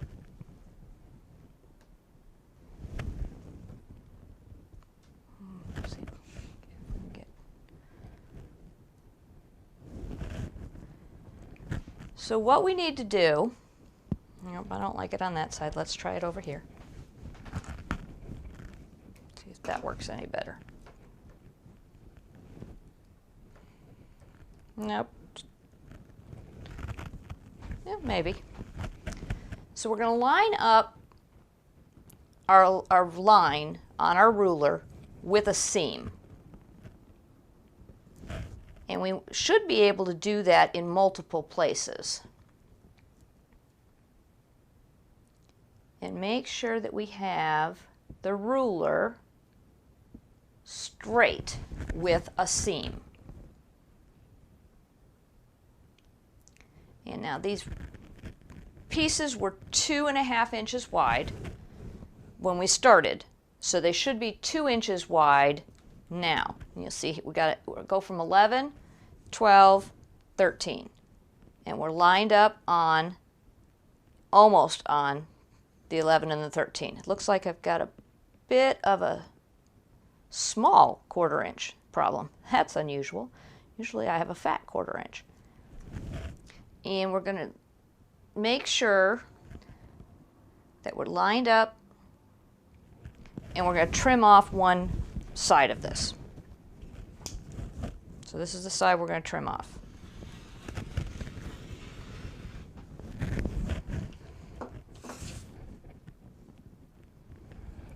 And now we have a perfectly straight edge right there. So we turn it around,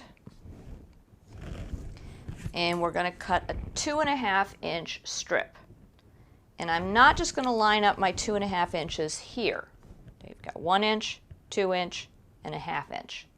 I'm not just going to line up there. I'm also going to line up on the seam.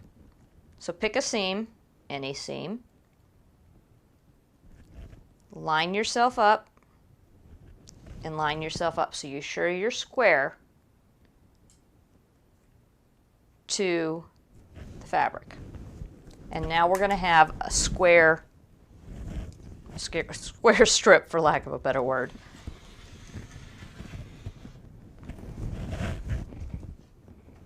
There's one.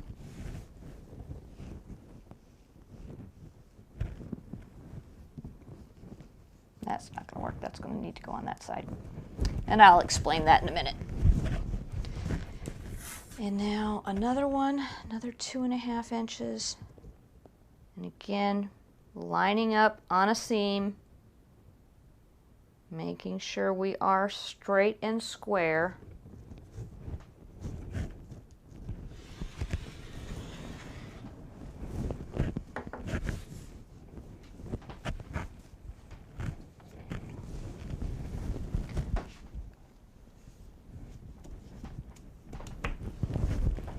And we're going to do the exact same thing with our other strip of fabric. So lay it down, square it up,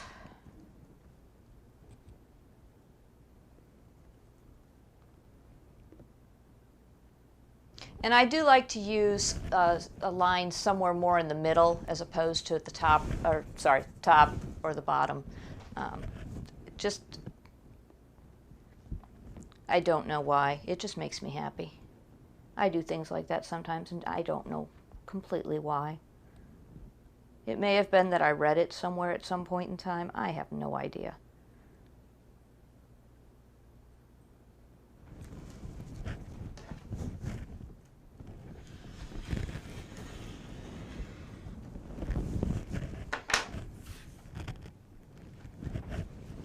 There we go. Squared it up.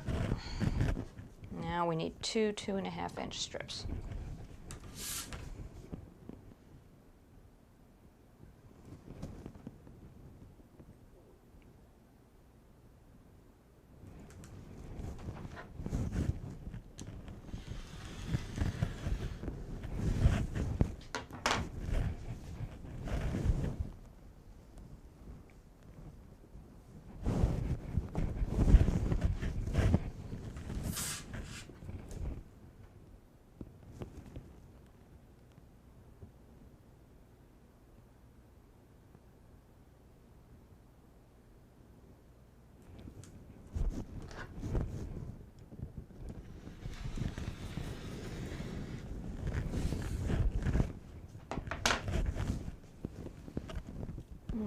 Bingo.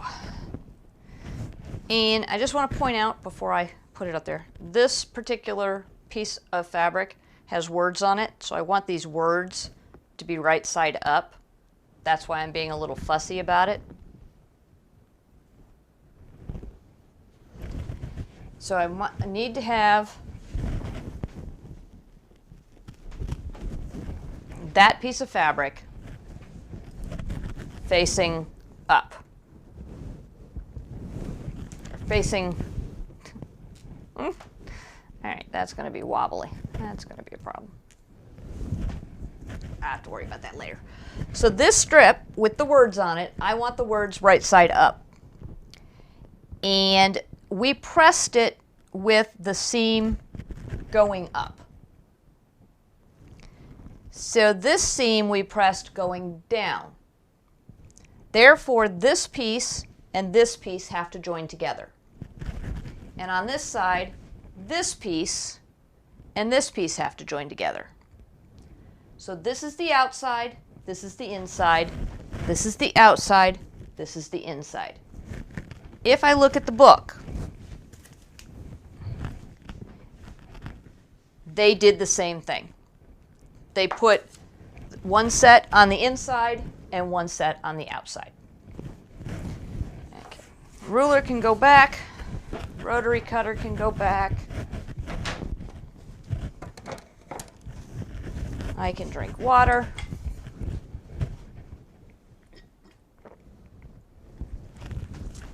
Yeah, we're almost out. And we are going to put together these two strips this way. Clip.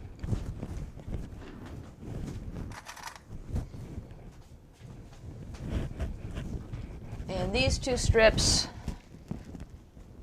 this way. Clip. So I make sure I sew them correctly, because otherwise I'll sew them backwards and then I'll get all mad at myself, and we don't want to see that.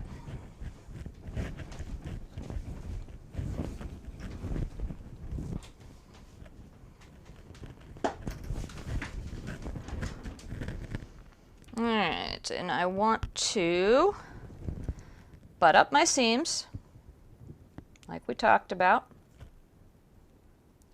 And I am going to put a pin in this first one. Get rid of the clip. And then I am going to do it again down here.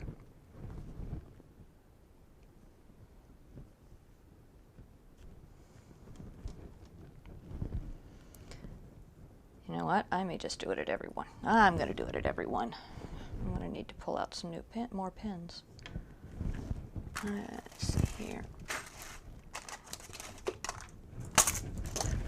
Ouch! Something's biting at me. Corner of the microphone.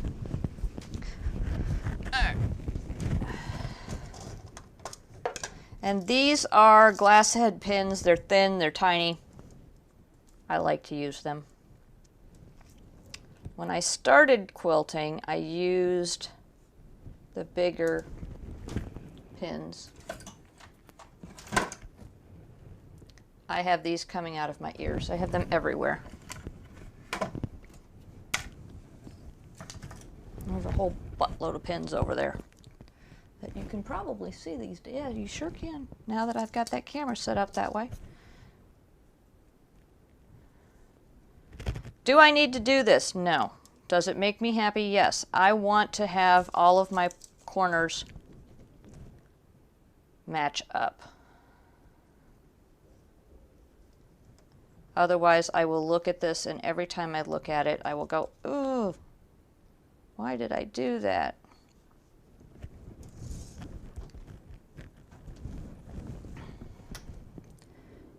Do you have to do this? No. This is just me making sure that I get sharp corners on my squares. It is a personal preference. I am not being judged. This is not going to any quilting competition or anything like that, but it will be sitting in my living room and I will be seeing it. And every year, when I pull it out, every September, I will look at it and go, dang, I wish I would have matched up those corners better. I know myself. I know what I'll say to myself. So to save myself the hassle of being frustrated every year for an entire month, I am going to put them together.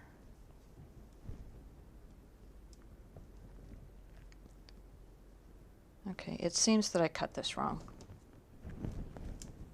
Hold on. These are not matching up.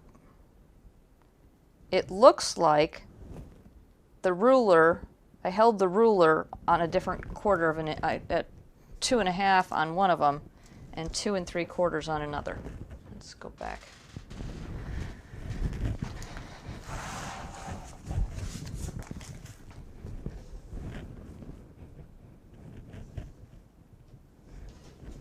So let's turn this over.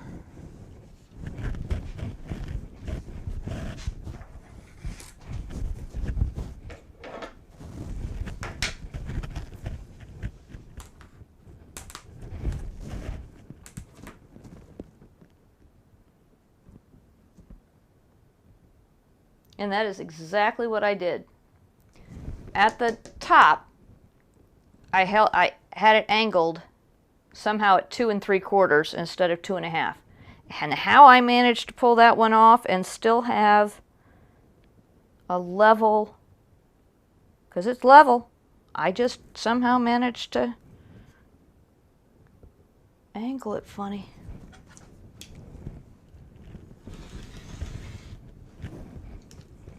There we go. Now it's 2.5 inches wide. It was 2.5 inches wide at one side and 2 3/4 inches wide at the other side. There we go. All right, and this needs to be, that one goes on that side, so this one goes on this side and it goes this way. Sorry, let's go back to the machine.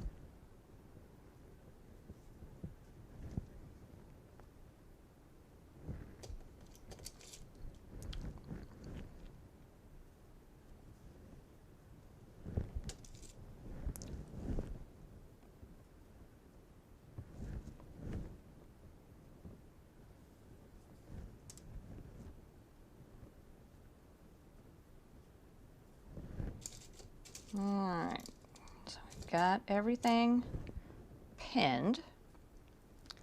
And now the last thing I want to check before I start sewing is I want the seams that face the opposite direction, so that face up, on the top.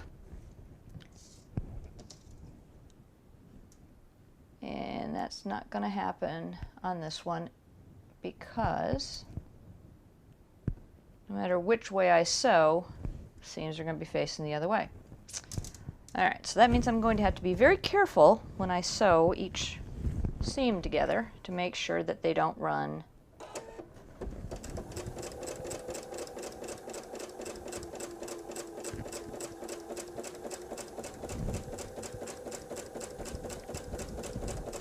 because now I can hold this piece down and make sure that it stays facing the correct direction and not worry about it because the one on the bottom is facing this way.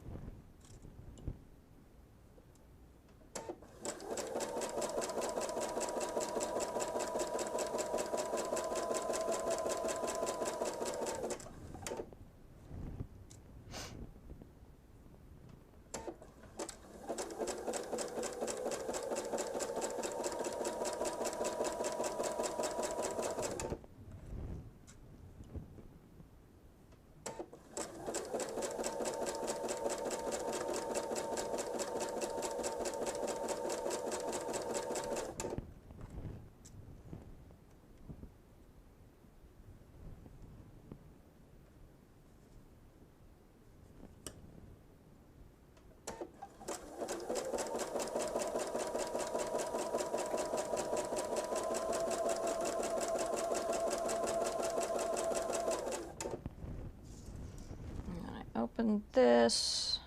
Yes, okay, so this is the way I want to go.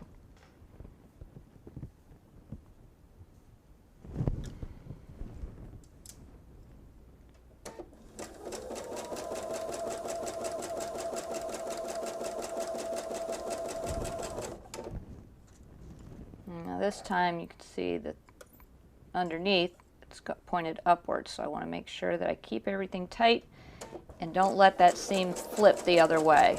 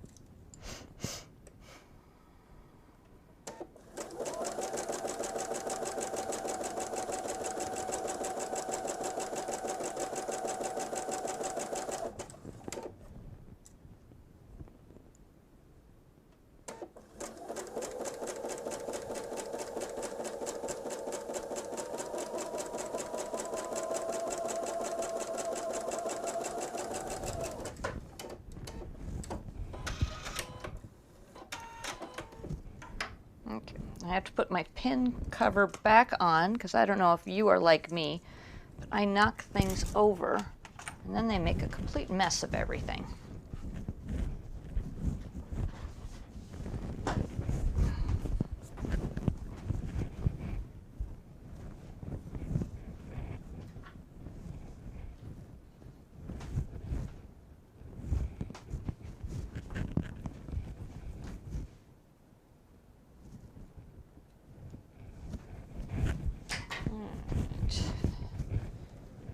Something with this camera.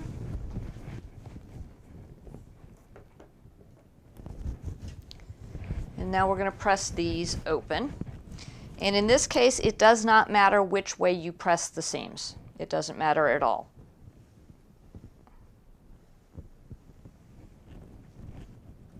Because they will not be joining with any other pieces.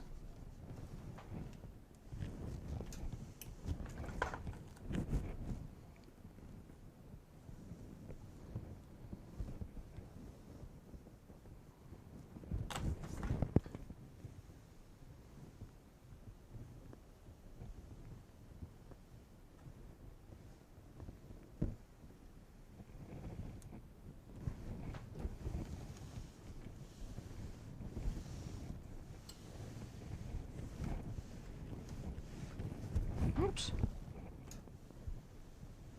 There are a lot of seams here and your iron can get caught in them. Be careful, because you can distort them.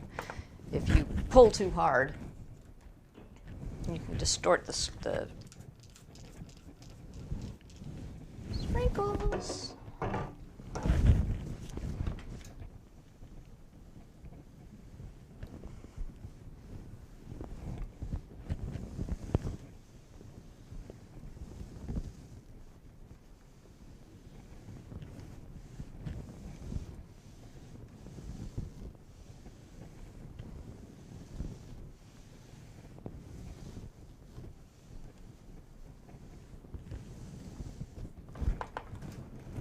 The words are upright, so this is going to go on this side.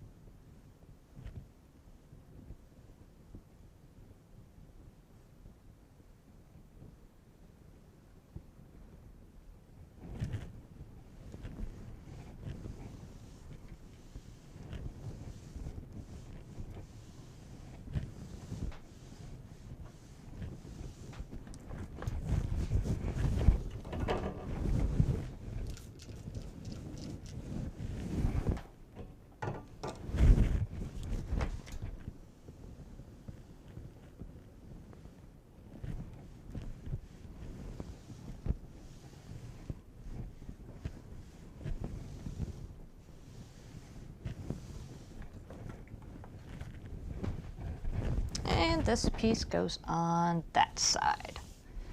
All right. So I'm looking at the fabric itself in these pieces, and I probably should have been a little more cautious in how I cut them. This one's okay. It says yum. Even though it's facing sideways, it says yum. This pumpkin is facing backwards. This one's upside down. Corn doesn't really matter. This pumpkin is completely upside down. This says hello fall, or happy fall, but it's this way. This says trick or treat, but not all of it of the trick or treat's in there, and it's facing that way. This pumpkin is also facing the wrong way. So a lot of it is aesthetics, and it's a personal preference.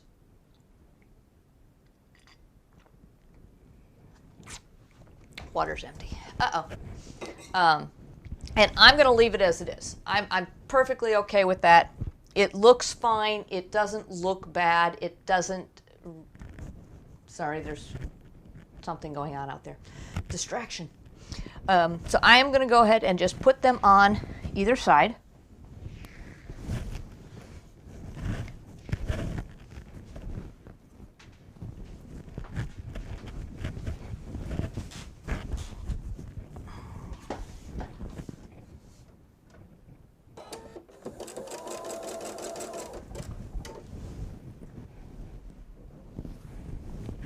And when you start to get lots of fabric like this, you've got to make sure it's all up. So I have this extra table, which is great, but sometimes my quilt or my quilt top will get caught around the corner of the table. So you kind of have to be careful with that. Remember, we have a seam to butt up. And I am going to use the longer pin this time because I'm not opening the little ones back up again. And we butt up the seam.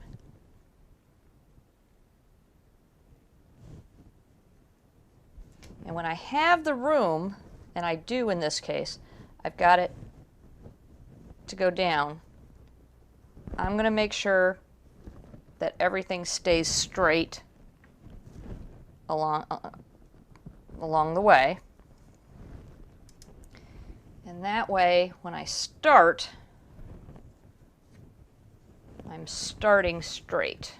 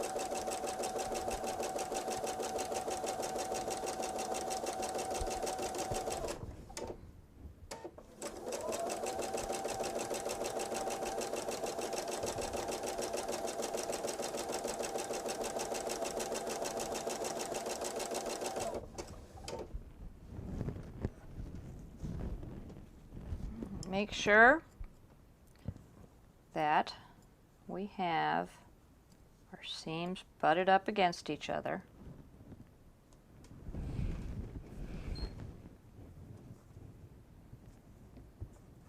Everything is straight.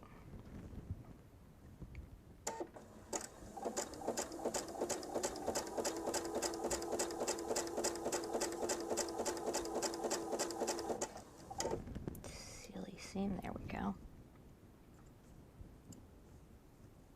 We're all straight.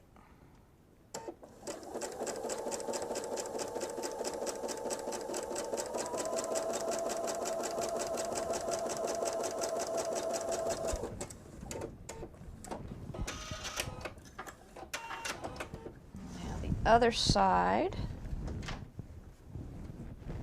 I'm going to make sure the words are upside down because this is the bottom.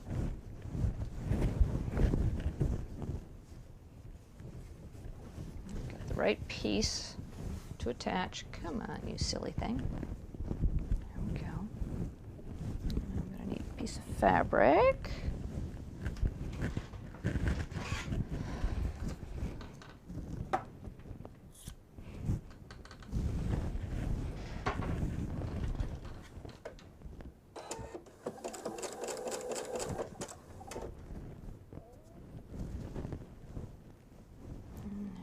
butt up our seams. Since we are at the beginning, I'm only going to do the one pin. I'm not going to worry about the second one, because we're at the beginning. We'll be able to keep everything straight once we get started. It'll all stay straight.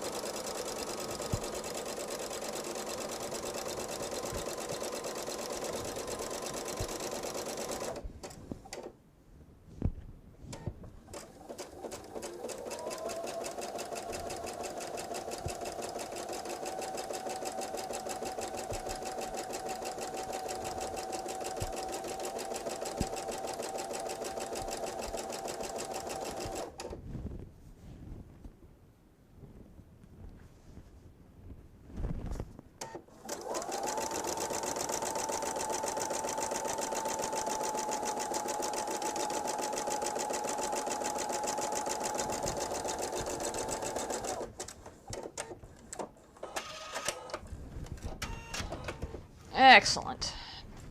Ooh. Piecing is complete.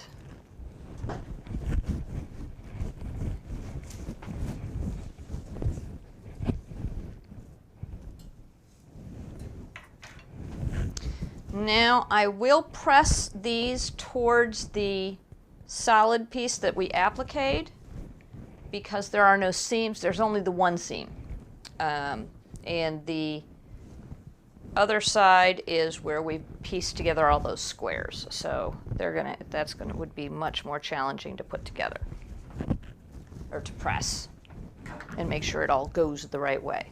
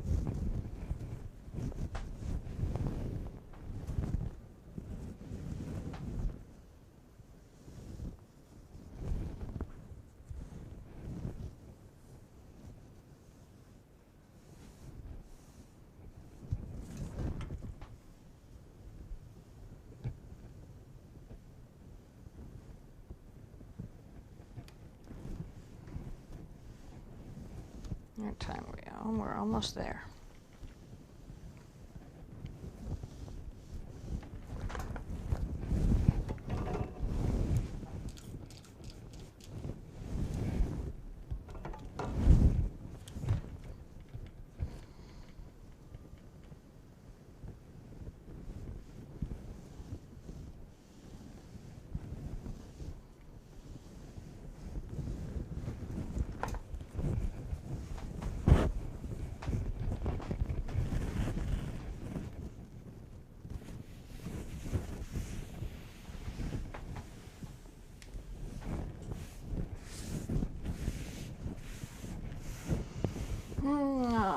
Alrighty.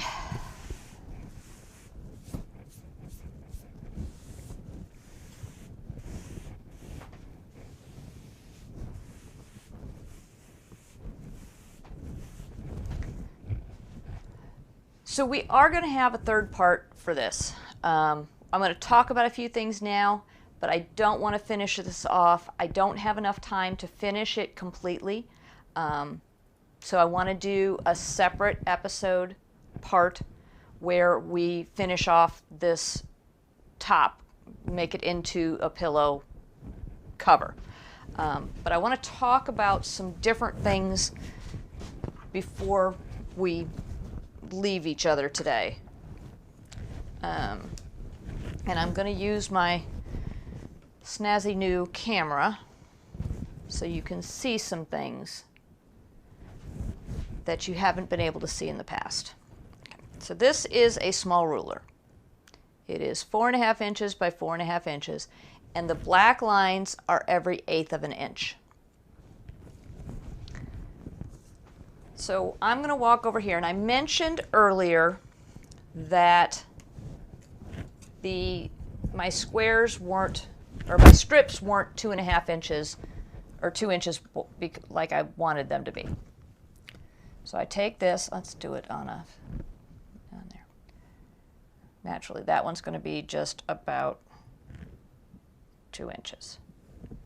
And that one's just about 2 inches. So you can see they're just barely there. It's like a 1/16 of an inch off. It's not much at all.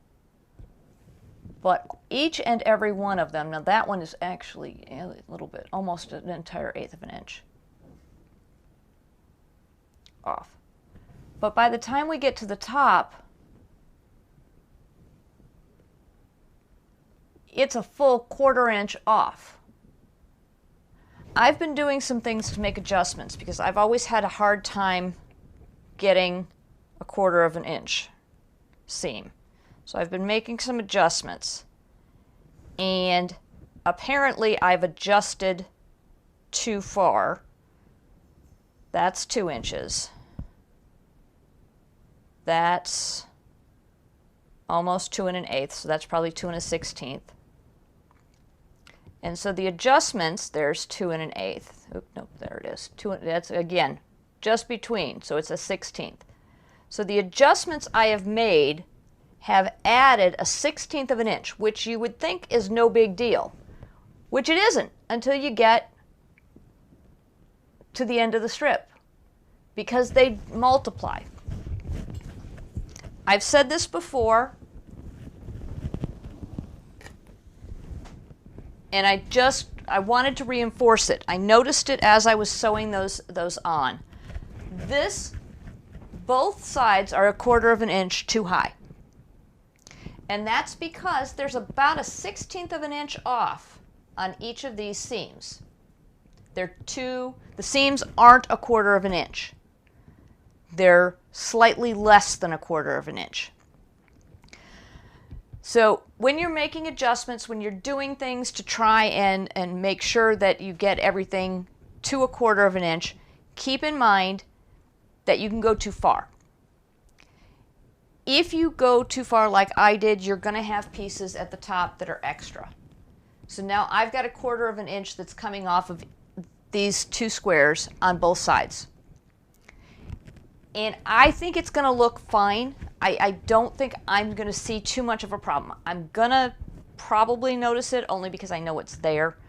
But I'm going to probably be okay with it. I don't think I'll notice it in the end. So I'm not going to worry about it right now.